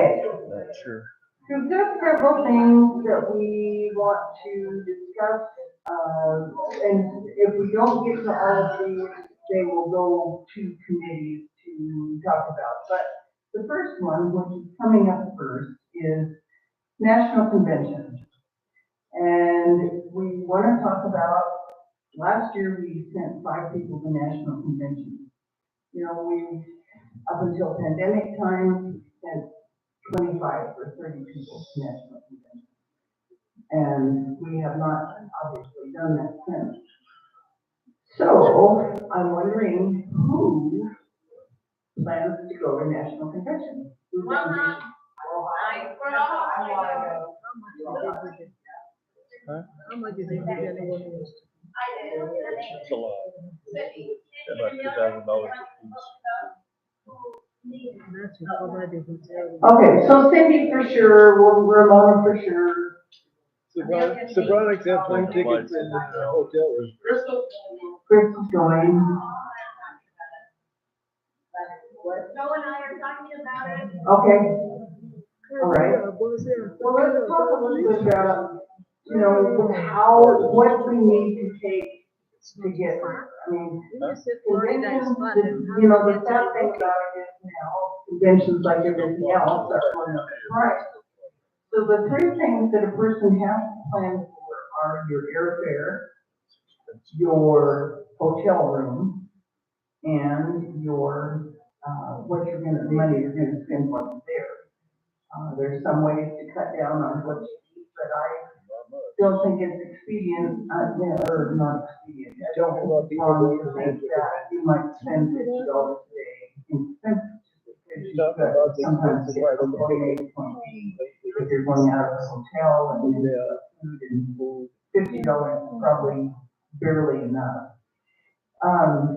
There are ways for first timers, there still is the Journeyman Scholarship, which is available to anybody that has not attended a convention that wishes to. They're usually around $600 per person, somewhere in that neighborhood. You need to let them know what your expenses are. If people are interested in that, I can certainly, I've got the information, I'm sure our website has it too, our NFB.org website would have the Journey to Scholarship information. Is there anybody that thinks they would like to apply at this point? The due date is the 15th of April, which is tax day. It's a good day to remember. Madam President, Yes. we should thank the scholarship winners. If you've applied for a national scholarship, we certainly are rooting for you and would do whatever we could to help you, but you should plan to attend if you don't win as well, if you want to, because, and we can help you with that, because you can't give scholarships to all these wonderful applicants. And if I say one more thing about national convention, Joanne Grimmett, when she was, when her daughter was younger, she has a blind daughter, and she's a sight impaired, but she went and solicited local businesses in Mountain Home where they live to help them go to national convention. She said, I patronize you, and this is a really big deal for me and my daughter. I would love to have some help, and she made almost enough to go, enough that was whatever help we could give her. They did go to national convention, so that's one approach that can work if you just will do it. I know people don't like to ask for money, but I can tell you, there are important reasons to ask for money. Every charity does it, so it's respectable to raise money.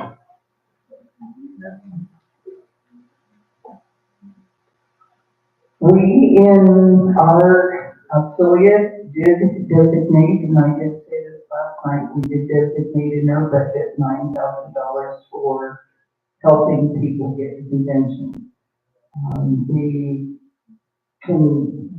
We do not usually pay the entire cost, but we certainly can assist if we need to. And we want you to go. So, are there questions? Are there some discussion that you'd like to have around this? If you want information on the Jernigan Scholarship, you know how to email me. PRES, PRES, NFB Idaho @gmail.com. And you know how to find my phone number. So if you have an interest in going, then let me know. Yeah, don't wait. I mean, tomorrow is the day to do it because it's time to get that done, so you don't just put it off. The Jernigan Scholarship, you do need a letter of reference. I think it's just one. From you. From me, I know, I've had to write. So I need to know if it's something that, you're wanting to do. But we've gotten people from Idaho, Jernigan Scholarship. Amber and Natalie, I think, were the last. And then, we had, Braden, and his, Lizzie is right, yeah. right, Lizzie and Braden, again. And I'm trying to think, Carver, right? I think Carver wins. Yeah. And Madam President, Yeah. one of the things, whether you've been to convention or not, you will learn things that will be beneficial in your work and in your church activities, and because there's so many different aspects. You have general sessions and you can watch them on the screen, but there are, I can't remember, 50 committees and groups and divisions, and a few people can't cover them all. So the more people who go, the more we can learn that and share with our organization, but also the more we can use in our life beyond the federation. So it's incredible what you learn. We do play, but we work hard at national convention. We're not a typical convention, I think, where people go and play more than they work. We do work a lot. So. Yeah. But a lot of good ones. I mean, Crystal got herself connected with the Diabetes Action Network, and that's been really good, and she said she's maintained contact. I know Frank is very involved in the deaf line. extremely involved. And it means a great deal to him, and I know Crystal and I both went to the guide dog, users group. We are very serious about getting rid of this asinine, pardon the expression, form that they have created from the airlines to fill out. Because all it essentially says is that your dog is a service dog. You know, you are the one that writes it. And as my friend Tony Ames said, she said, you know, people can lie about their service dogs, whether it be on the form or, you know, just in person. You can lie as much as you want. And so it's not accomplishing what the concern was when it was a lot of fake service animals. And the whole thing is stupid. So, you know, there's a lot of things to be worked on. So We can't screen all the groups and divisions. And you can't meet new people. Right. through screens, so. No. You need lots of people from all over the country, Puerto Rico, I met people from Puerto Rico. Yeah, you do. You meet all kinds of people and you make friends. You can make friends for life at the convention. I know of people who got married from meeting people. I had a couple of people that met each other, literally, they ran into each other in the school. I met my husband at a convention in 1967. Oh, I forgot that one. Congratulations to you. So, you know, I mean, things can happen at conventions that you least expect. So, another thing that we want to talk about, you can review and update your pieces like is looking forward with blindness awareness. Do you want to talk about that? I would love to talk about that. Yeah, well, this is something that I think we'll talk about. There are a few things that, you know, we can put on committee that we talk about. Looks like they're getting one. I'm gonna take my time. In travel, I'll be glad to have it travel. Might as well. Al moves faster than I do. He's, oh my, I'm so happy. Last October, we did Blindness Awareness Day, and we did raise some money. I can't remember, $3,000 or so, which is very good to have. But we also learned some things. At one visit, I went to ask the human being to participate in this effort, and they said, we're a drive-through coffee shop, and we're a big chain. We have 23 local locations, and we have them all over the country. And they said, we use printed sleeves on our coffee cups from charities. And we get some from our national office direction, but we also get some from local participants. And we would be glad to work out a schedule. You can choose how long. You print the sleeves. You design and print the sleeves. You put on your SR code for contribution. We don't even know how much you'll make. So I talked to Patty Chang, and I said, Patty, we've talked about this, and the time is now. If we're going to print sleeves, we've got to do it. But we've got to get ownership from people who will go out and distribute them. You know, how many sleeves would it take for 23 local locations to put it on for 1 day or 3 days or whatever, or a week, whatever we decide? How much would it take? Then we have to figure out how much would it cost. But one person cannot do this. Patty Chang cannot do it. She's our national fundraising director. I cannot do it. We have to have ownership from other members if we do this.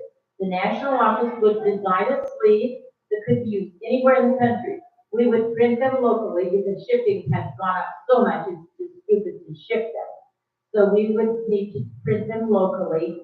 We can get the information together, and right now, Patty and I and Mary Sims are working on gathering some sleeves that are now being distributed so that, and Patty will contact the marketing people, the development people, as she said, in the charities that are using this means of publicity and fundraising, and find out what they're making. But would people do this if we take it on. There's no point in pursuing it if Patty and I are the only ones interested. So what I need to know, what we need to know is how many people would be willing to pursue this with drive-through coffee. Walk-in coffee shops also can use these sleeves, but that's the only way, really good way to do it through drive-through. It takes 10 or more contacts for people to pay much attention. But coffee drinkers go through these things over and over and over again. And the first year we may not make money. I would hope we would just break even, but it's gonna cost us something, they're cheap. But they're not free. So I wanna hear from people who think we should do this. If you don't think we should, you don't need to say so, because obviously if we don't get any interest, we're not gonna do it anyway. Well, question. Yes. So a little bit of clarification. You talked about this one outfit that has 23 franchises around the country. No, they have them in Southwest Idaho. Oh, 23. Around the country, they have hundreds. Okay.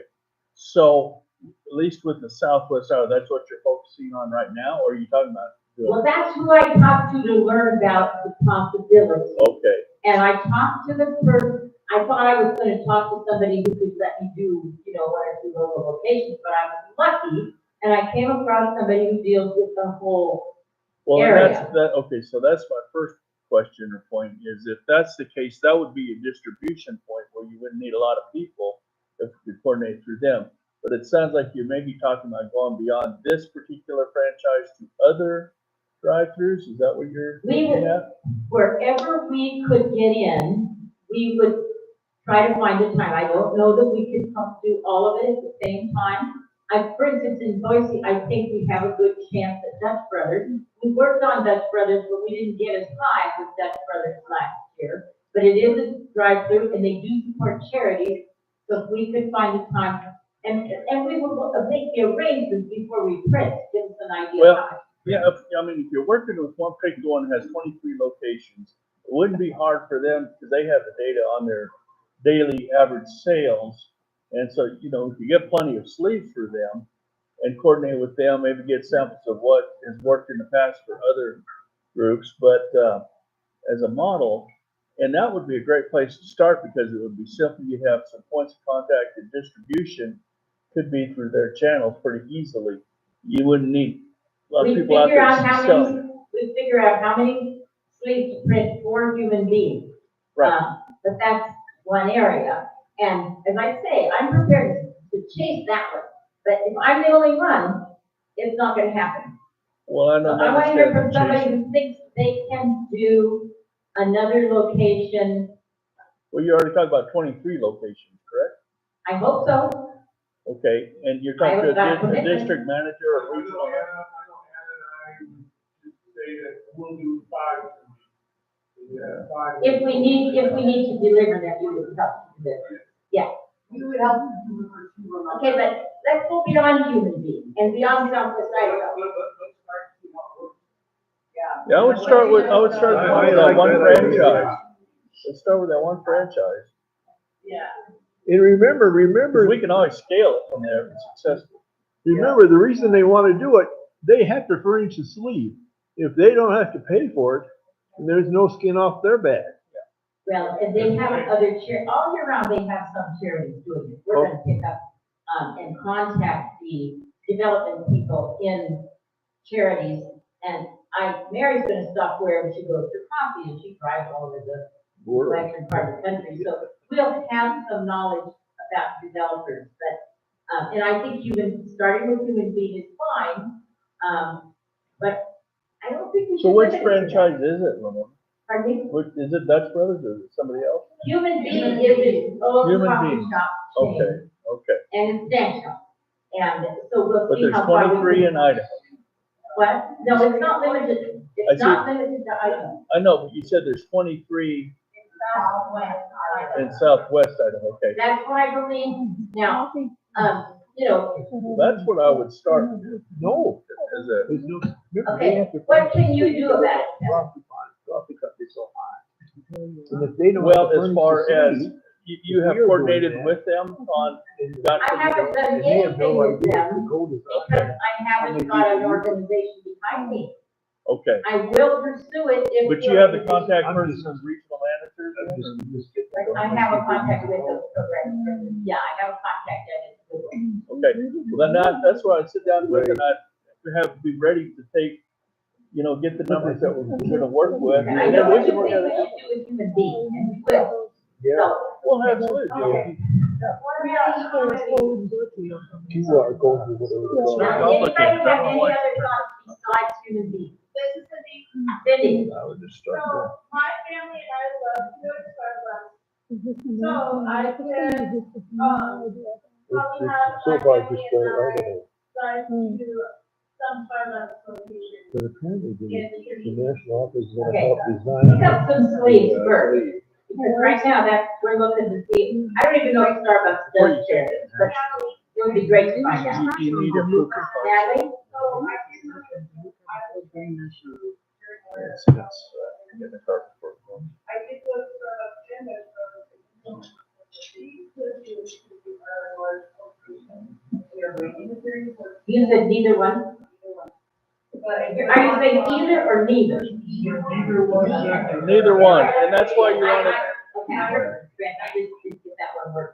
Their branding is very important, so the light and hair will be always. And that's why I would start on a, Okay, so we would need to Targeted level. talk to them about how to utilize their branding rather than our own printing. That's data worth knowing, but the next thing we need to know from them is, do they use charities at all? We do that by picking up some sleeves. So I would encourage people that go to coffee shops, pick up some sleeves, and let's study this. You know, maybe we're not ready to go national, but, that is a step that we should take. I think you should, yeah, I think it's good to consider the possibility of scaling the national because they are a national brand. But because we have local presence and contacts, I would certainly start locally. It's much more manageable, doable, and we can launch it quicker. And then we can have some numbers and data and we can scale from that to go national. Say, look, this worked here. Yeah, that's exactly right. So let's not bite off the whole elephant at once, you know. Okay, but what I'm trying to figure out is what people can do. I know what I can do, and I did get from Cindy and Natalie some input that's useful. So, so right now, as I say, we're collecting sleeves, and if you have some, pick them up and let me know whether they have any charity involvement. And then if Starbucks and I think you said Dutch Brothers, insist on their own design, then we'll have to consider whether we can utilize that or whether the development works and how it works. The 3 changes certainly enough to start with. But whether we go beyond Idaho at this point of whether we need to do the test here, that's okay, we can do the test, but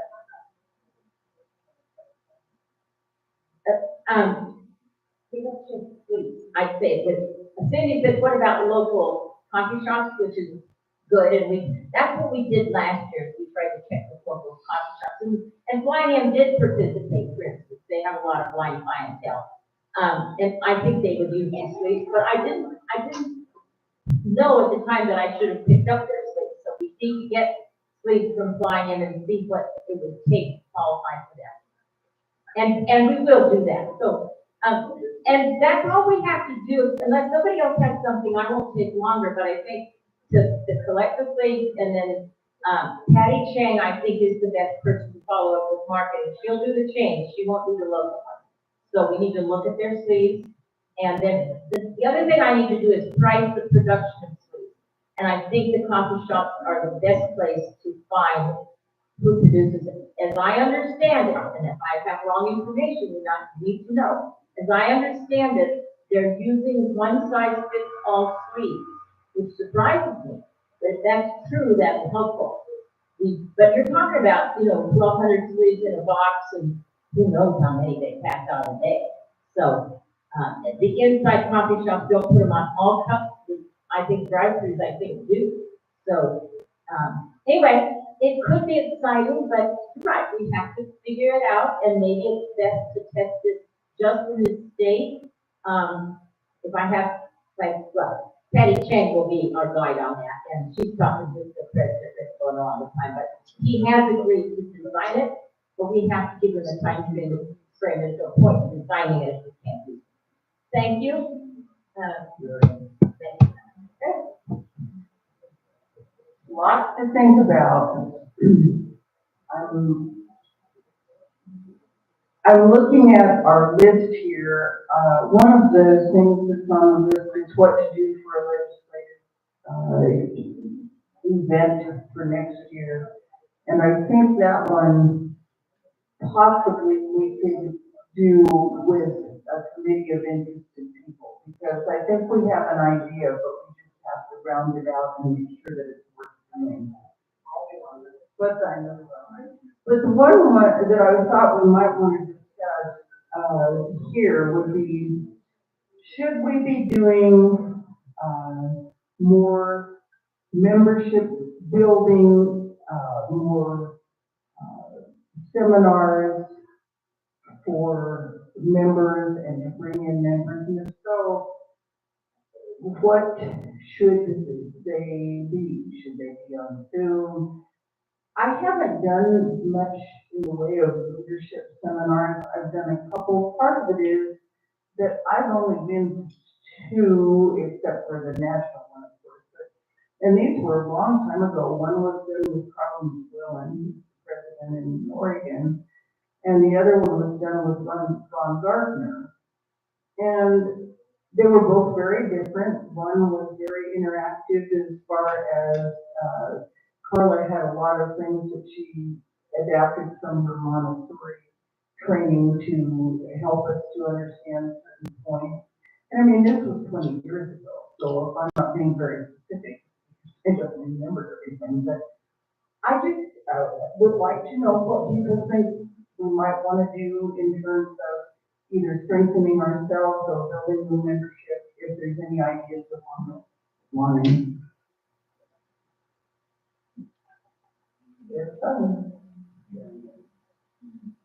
Yeah. This is good.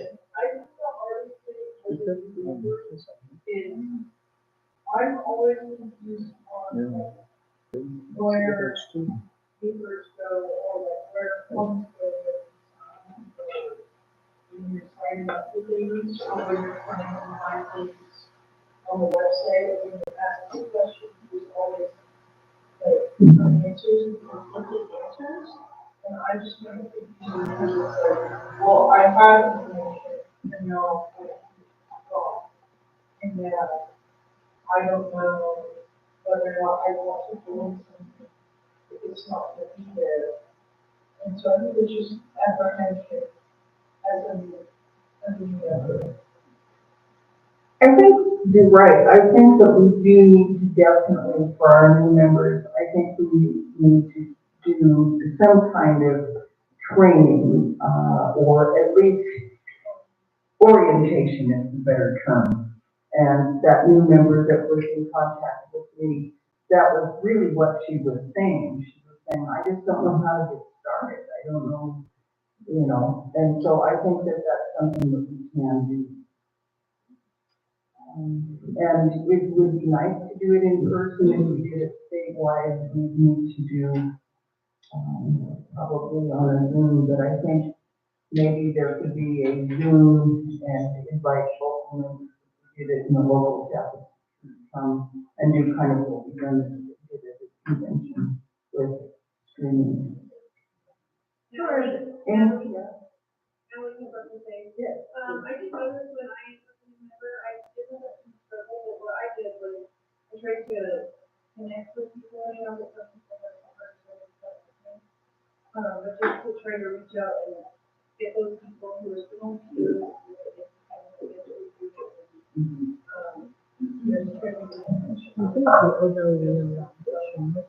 Ask my question. What are you for? And I think mentoring is really important. It was brought up today at this student, meeting. Well, no, it was just a thing for people losing vision to have somebody to be a mentor. And I think that we can't overemphasize the importance of mentoring, being mentored. Madam President. Yes. And I know we've covered this topic time to time regularly, and it's good that we do keep it on the forefront of our mind, but I think a lot of it is simple. Ruffalo talked about it, I think it was touched on earlier too, and that is, I think we need to take as members, take initiative to reach out to the new members and just call and have a conversation and check on them periodically, and initiate that. The other part of it is too, is, be prompt in getting that new membership kit on the way. You know, I know one case that with many prompts over several months, it was 9 months before it was finally, their information was entered in and their welcome, membership kit from National was submitted. And that, you know, people notice that, they go, well, maybe it's not that Not that important. important. We've got some issues in that area, and I hope we can get them clarified. You know, I was sensing, go ahead. I would say that I sometimes notice when somebody asks a question, either do it forward or like, the question is really seriously, like, hey, can you really answer this? So it makes it hard for people to ask questions. That's a good observation. I would be interested if you have specific examples later on if you wish to share them. That would be fine. I hope I haven't done that. I would feel very badly. Yes. So, one thing that I think that helps with, recruiting new members is if we can do things that aren't just a regular chapter meeting, where people feel like they're maybe lectured at, or, there's nothing interactive going on, there's nothing for them to do. So one way, maybe, if you know, for example, that you want to do a specific activity and you've heard about a blind person in your area, and then he has that expertise and you're not a member, you can still invite them to come and help with that. And, you know, have something interactive for it. I always joke and say, if you think people don't come, That's true. really it does. It does help to have that element where you can talk informally sometimes and not just be sitting around. I mean, we need to have chapter meetings. I'm not saying don't have chapter meetings. We need to have business meetings where we plan things. But if we can sometimes involve people that are local to us, that maybe aren't part of us yet, and we say, you just invite them to come help with something. You know, that might lead to, it might lead to nothing, or it might lead to other opportunities for them to get involved. That's a very good suggestion, and I know I'm planning convention one time. I've brought in people that are not members to take up some expertise, so there's something they do and that they speak to us. And I think that that's involvement, and I appreciate you bringing that forward. You know, I'm getting the sense that I think we've talked a lot and we've talked a lot about different things, and I think our energy level is starting to sort of go down. So I think that if people have no objection, I would entertain the motion to not adjourn the convention, but to adjourn the session, to adjourn the business. Resolution. Oh, thank you. That's why we need to do it. Thank you very much. I forgot we didn't get them done. All right, Shane, I'm not real worried about these because we're going to support our efforts with our legislators, our national legislators. But Shane was the resolution person. And do we have someone? Karen's gonna read for me. Good. If I get to my chair rather than. Sure. And you might be, can people hear me without the mic? Yes. Mike would be better for the streaming, but. Oh, okay. Do I need to take this mic out of this? Hold on. Testing, 1, 2. Testing, 1, 2. Push the button. Activated. Testing. It's 2 clicks up, not 1. All right, so, first off, I'd like to thank the Resolutions Committee, this year, and that was, Ramona, Joe, Crystal, and Cindy. We have 8 resolutions, and really, in essence, we have 2. And the reason for that is that resolutions 2401 through 04 are all about the medical device, non-visual accessibility act. And reason there are 4 is we have 4 Congress folks. So the first, resolution 1 is to Congressman Mike Simpson. Resolution 2 is to Congressman Russ Fulcher. Resolution 3 is to Senator James Risch. And resolution 4 is to Senator Mike Fico. And I've asked Karen to read the resolution. Now, I'm not going to read all 4. It's the same language. If everyone is okay with that, at the same time. All right, so here is resolution 2401 through 04, but she's reading 01. Okay, all right. Resolution 2401, requesting co-sponsorship of HR 1328, Medical Device Non-Visual Accessibility Act. Whereas the development and utilization of in-home medical devices with digital interface is becoming more common in today's healthcare, and whereas devices such as in-home oxygen, glucose, blood pressure monitors, along with chemotherapy and dialysis machines, which use digital interface, are currently inaccessible for the blind patient. And whereas this inaccessibility poses a serious safety risk for the blind person, and whereas blind people who do not have sight assistance to use this equipment may be forced into care facilities, potentially costing the state of Idaho thousands of dollars in unnecessary expense. And whereas accessibility through the digital interface is demonstrated in devices such as smartphones, therefore, be it resolved in convention March 21 through 23 in Burley, Idaho, that the National Federation of the Blind of Idaho implore Representative Mike Simpson to co-sponsor HR 1328, the Medical Device Non-Visual Accessibility Act, ensuring that all Idahoans, including the blind, can safely use medical devices with digital interface to ensure safety and avoiding costly care facility costs for the individual in the state of Idaho. And the recommendation from the committee is do pass on 01 through 04. All right. Question? Yes, sir. So we passed 2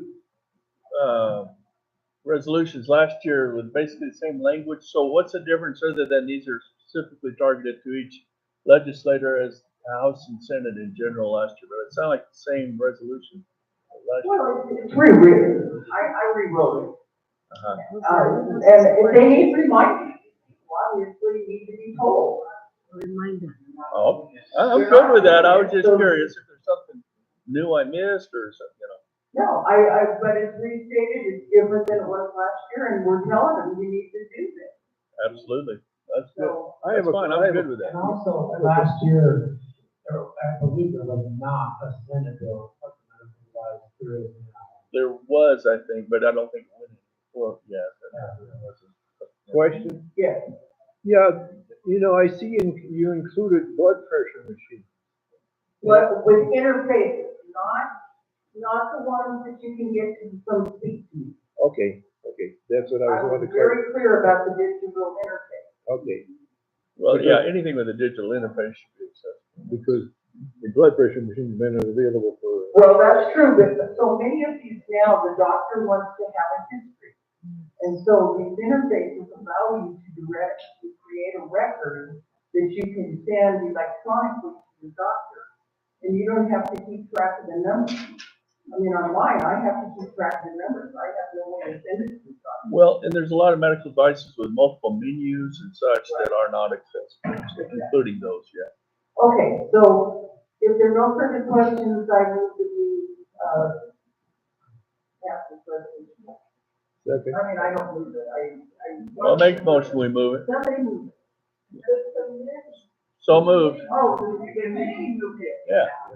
Okay. So Larry seconded. I can tell it's the committee. Oh, well, that's the way it is. So it's been moved by the committee, it's seconded for DCAS, recommended DCAS. All in favor? Aye. Opposed? Okay, round two. Round two. So this is resolution 2405-208. Again, one to each of our representatives and senators. And this is for the website Accessibility. and Applications Accessibility Act. And again, like I said, I wanted to have Karen read one of them.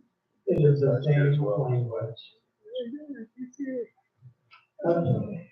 Resolution 2405, requesting co-sponsorship of HR 5731, website and software applications accessibility act.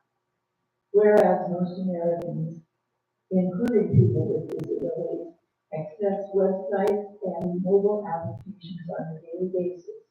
And whereas the majority of the websites are inaccessible. Oh, I put my thumb on the wrong. Inaccessible to the blind, visually impaired. And whereas many businesses are required by law to make their websites accessible. And whereas many businesses, wrong stuff. Whereas the United States, unlike Canada and the UK, has not defined website accessibility, leaving businesses and website developers questioning how best to make their websites and mobile applications accessible. Therefore, be it resolved in Convention March 23, 2024, that we implore Representative Mike Simpson to co-sponsor HR 5831, which will establish a statutory definition of accessibility and create technical assistance center, which will aid in the construction, development, design, and alteration and modification of websites and mobile applications in accordance with the rules for accessibility. Second. And the committee recommends do pass. All right. I just want to clarify, there's a different bill number for the House and different bill number for the Senate, right? Yes, each of those, that one difference is the changes on like 4 and 5 is the HR, on 5, or on 6, on 7 and 8 is the Senate number. Same with resolutions 1, 2, 3, and Do 4. we happen to know how many co-sponsors we have at this time on either of those? I think I have it written down in my drill note. I didn't follow me. One of them we got more And then traction. there's 80 for the website, it's either that or for the medical. I can't remember in the house and I don't remember. Okay. But we get updates from, John Foray and the team.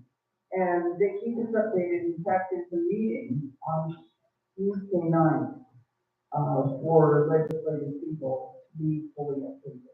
So, Well, I second that recommendation anyway for the resolution. That's, all right, it's been recommended for DCAS. All in favor? Aye. Opposed? Okay, thank you very much.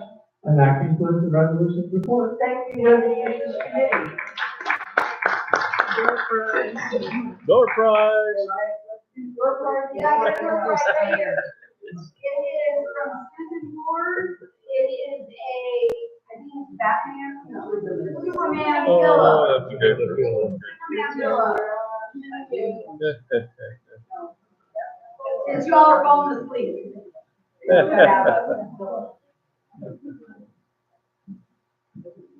Caroline.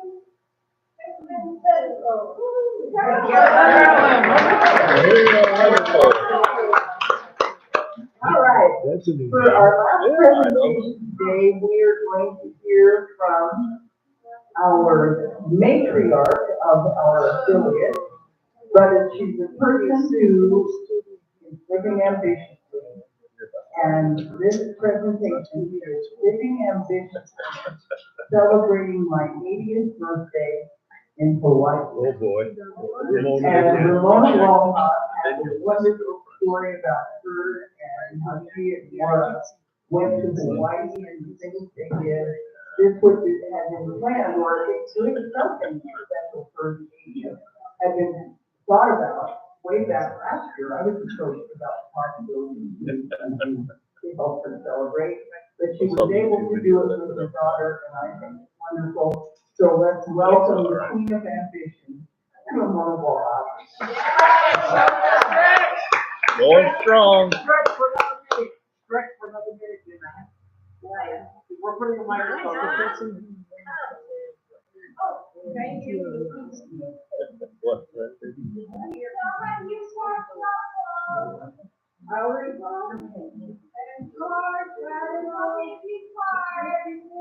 And who left some girl magnets on my block? Well, I'll buy a card, Dickie, and get one over here. Does anybody know where this magnet came from? Yes, well, some of them came from Computers for the Blind. Yes, some of them, they're supposed to be distributed around.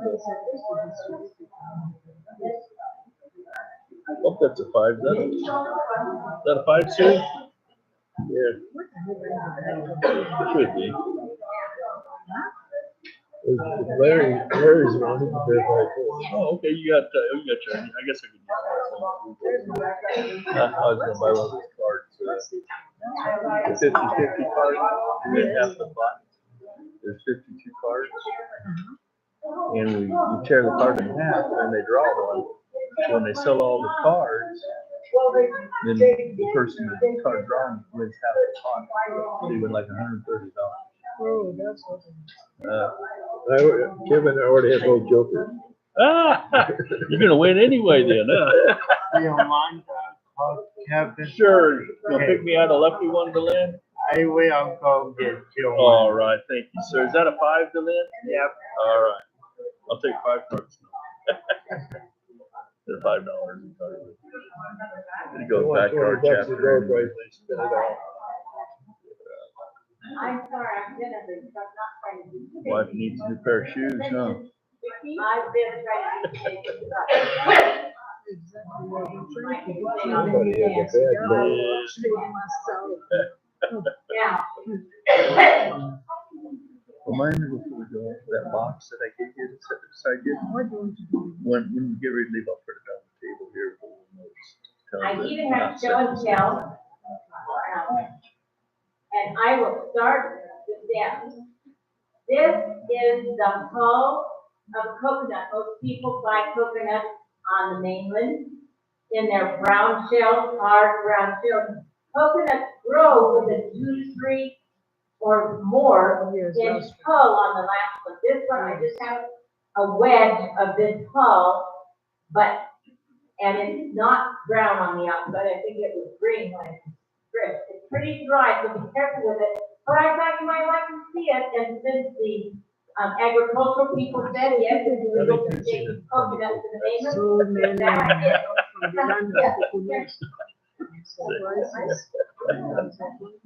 You could do a lecture on coconuts. I'm happy for everybody to have it. I would like it back. So. Can we eat it first? Well, you won't want to eat it. It's not the part of the coconut food. Yeah. It's just the hull. All the good stuff's gone. Yeah. All right, so, my mother is 20 years older than me. She always has been. So after we celebrated her 100th birthday in December, I got to think about my 80th birthday. And I haven't had a lot of birthday parties in my life. I did have a 70th birthday party, and we had a lot of fun. We had about 70 people there. But I decided not to do another party for my 80th birthday.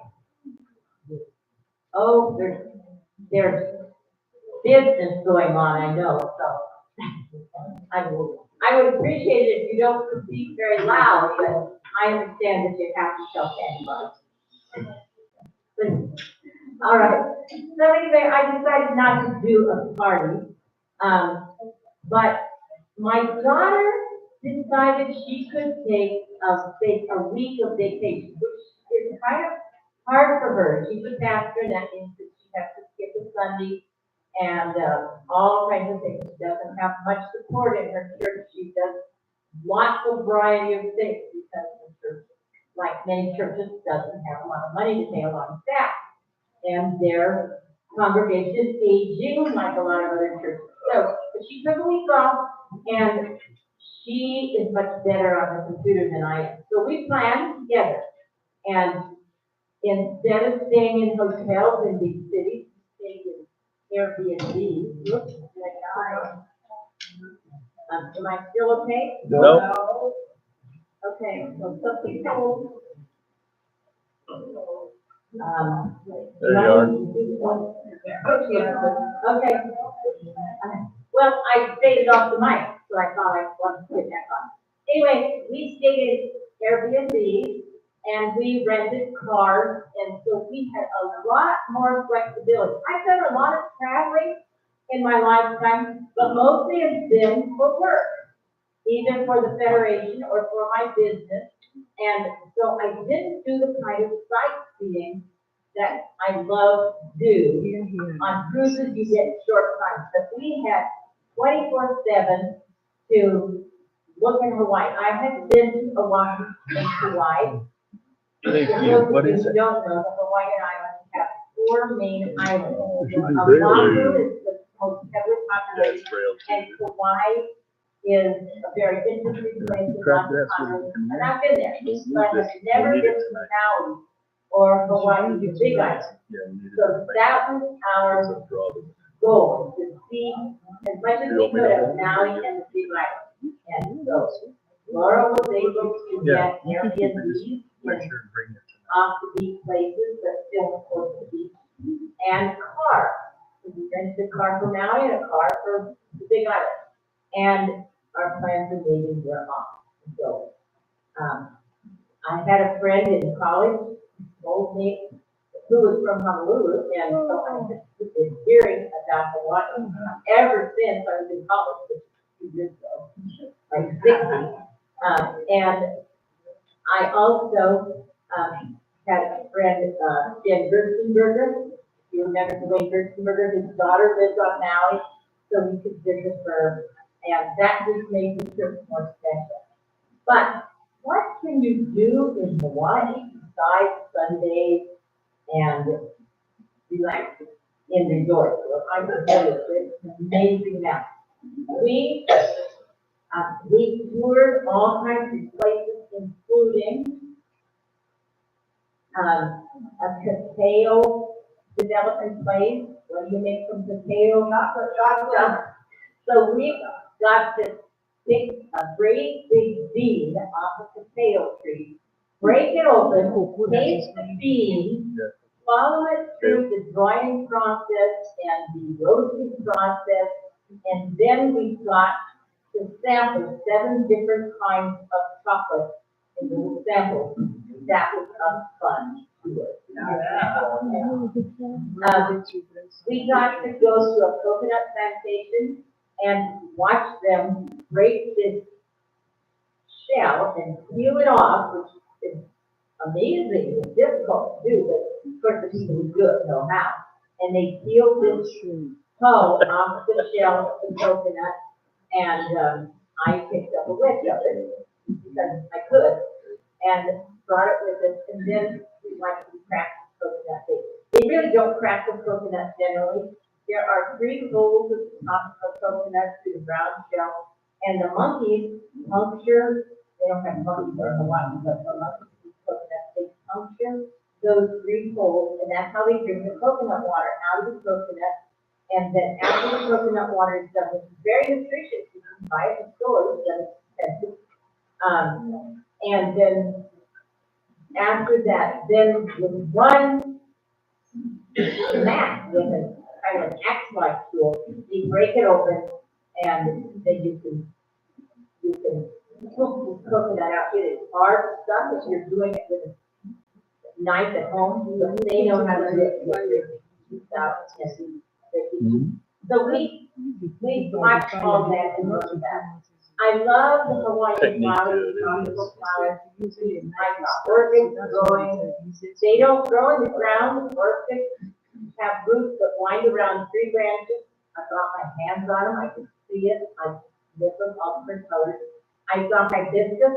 Hibiscus have been altered so that I actually had a hibiscus plant in my old house in the backyard. And the buyers kept it. The flowers in Hawaii are not quite as large. They're just as beautifully colored, and the stamen in the flowers sticks way out. In mine it was black. So I saw the tropical hibiscus. Plumeria is one of my favorite flowers. I saw white ginger, which is a very strong thing, almost as strong as there. And perfume. We saw native birds, which were small. Then there was a visiting bird that was not, my daughter didn't recognize it. She said it wasn't one of the ones they showed as native birds. So she took a picture, it was flying, and it was small in the picture that we showed it to the visitor center attendant. And he said, that is a bird that has commuted over 100 miles to this island. They're not native to this island, but they come here occasionally to feed. So that was an interesting story. We saw all kinds of tropical fruit, and we ate probably as much as we could without being sick.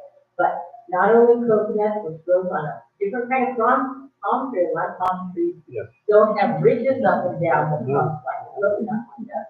But we ate pineapple and papaya and mango and citrus fruit and bananas and avocado. The place where we stayed, one of our B&Bs, had 2 kinds of avocado trees, which is interesting. And I didn't get there, but avocado were not right.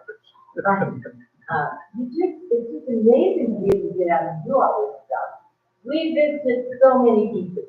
The beaches on Maui and Hawaii are eroding because of the climate change, and so they're becoming steeper and rockier. We still went there, but I didn't climb over as many rocks because I injured my knee along the way, so I didn't try to do quite as much crawling out in the middle of the ocean as I would have liked to, but I did walk on the beach. We toured the peak of the volcano. You know, that Kilauea volcano erupted for months in 2018, and it started open top. We could look down into that top volcano. We could see trees growing out there, small trees growing out the top half. Underneath those trees, we couldn't see very well, but they don't hear us. So down in the bottom of that volcano, the trees still get enough light, so it's more bare and rocky. And we got pictures of the trees that are actually growing. And we got pictures of, in fact, this one is up on YouTube. We got pictures of vents in a different part of the volcano where steam is puffing out. So that lava down there is hot and burbling, but it's not in danger of erupting right now. Mauna Loa volcano erupted in 22, but it was a much smaller eruption. There's a third volcano on the Big Island, but we didn't visit it, and it hasn't erupted for much longer. So I learned more about volcanoes than I ever thought I wanted to know, but more about learning it. I don't think I'm too old to learn because I just absorbed things. On the Big Island, there are 2 main towns. Kona is the biggest, and that's where the larger airport is. The other one is one big sized city is Hilo, and in Hilo, they have a very moist climate. And so we're driving past houses with big cisterns, or Laura called it, they're big tubes, in the backyard with all these houses, so we asked our Airbnb person, what are these things? She said, that's our water tap. You can't drill through the lava, and they've got 20 inches of topsoil right now, the eruptions, especially of Kilauea volcano, that has been going out to sea, and the island has been growing, but it's been erupting a long time, off and on. So there's lava about 20 inches below the surface of the ground that can't drill wells in Hilo.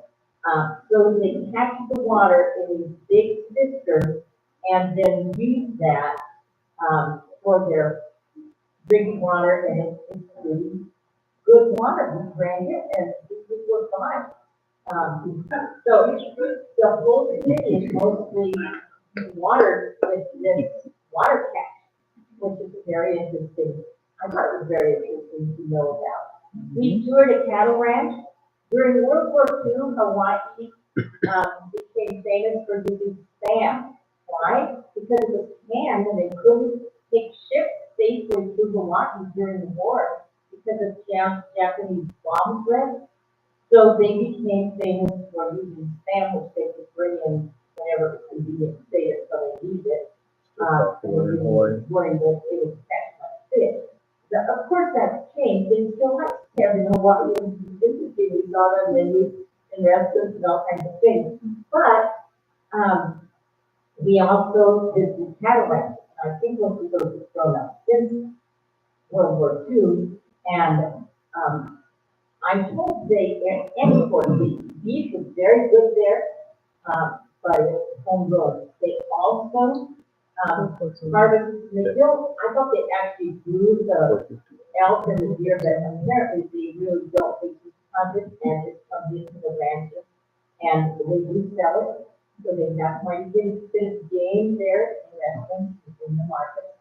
But the beef story is a very interesting one. They had two, I don't know what you call them, but they were carved men, pretty much life-size, sitting on a bed. So I just sat down between them and my daughter sat in front of me. We put a video, a crazy little video on my YouTube there. I think Kevin called it something like, the cow had the last word or something, but it ends with this move because he was doing that down there. And so we did lots of fun things. You can see the bananas. The bananas were not ripe right now. So I saw the banana tree, which I wanted to do for years, but there were no bananas on it. So I did see the seed pot. It's purple pod that has all the banana seeds in it, which plants to move banana trees. So we did have a wonderful, wonderful trip. And yes, I'll find another place to visit that I didn't understand, whether it's on a cruise or whether this was one of the best trips I've ever took, maybe the best trip I've ever took in my life. And at 80, you get to do some things. I don't have to hold office in the NFB anymore. I get to do what I want to. And that's mostly fundraising and YouTube. I'll never put fundraising. Anyway, thank you, Sarah.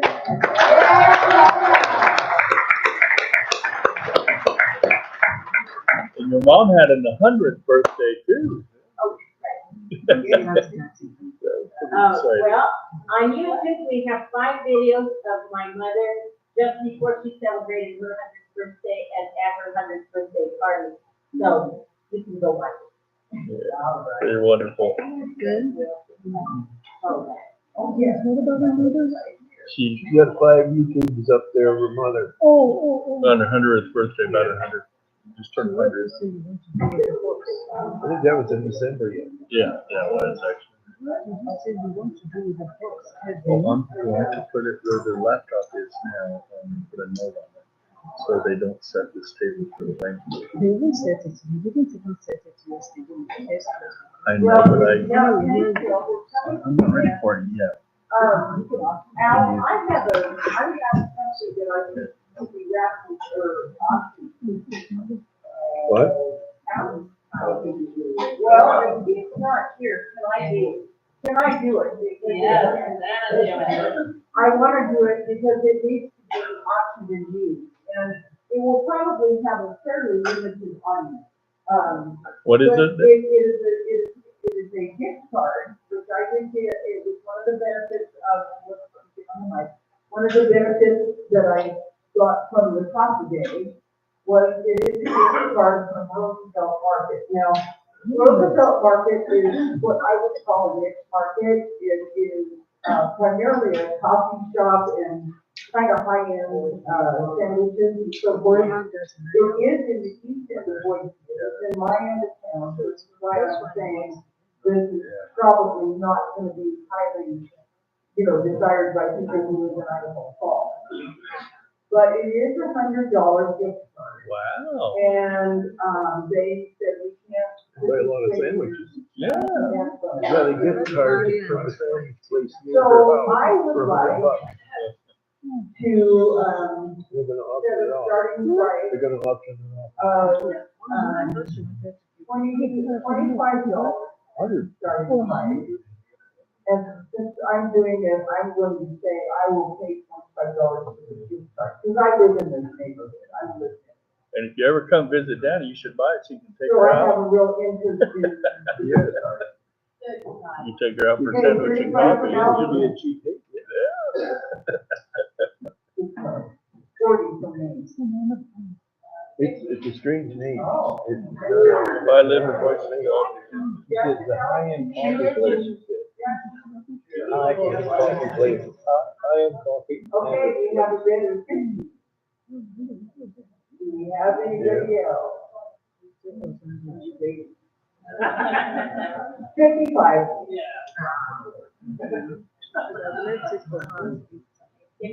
Oh, darn it. You really want that, don't you? Well, I just put 65.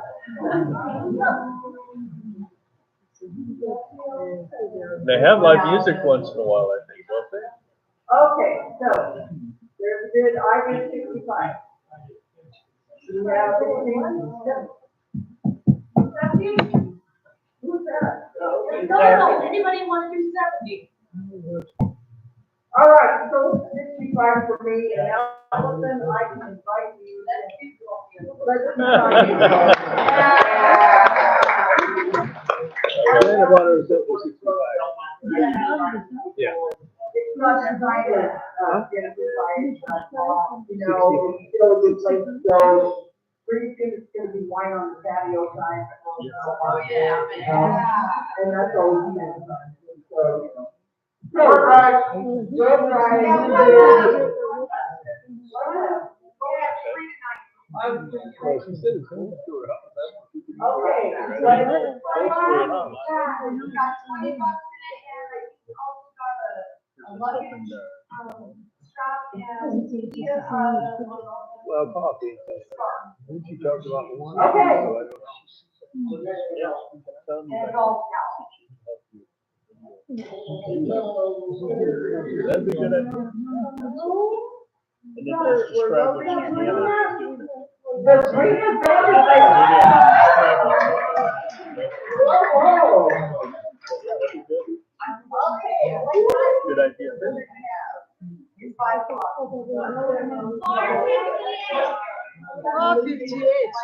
What is that? All right. Yeah, 4:58. Is there any more business to come before our meeting today? All right. Hearing nothing, the meeting is adjourned. I'm trying. And put your tickets down, put your name on them, and you have drive hearing.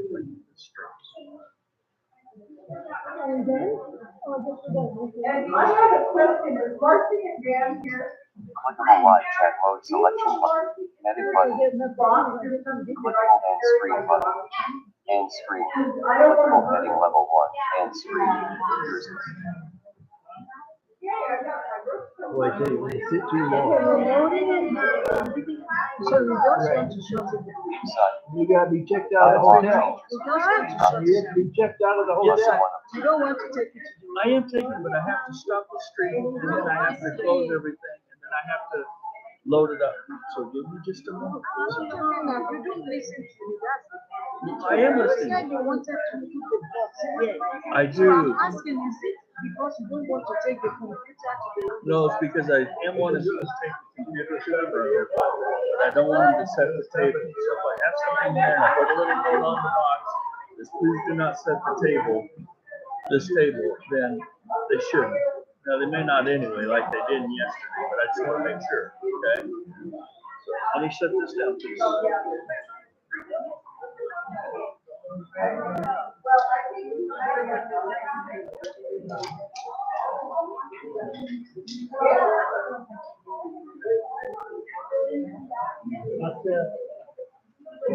Cancel button 2 of 2. Delete button 1 of 2.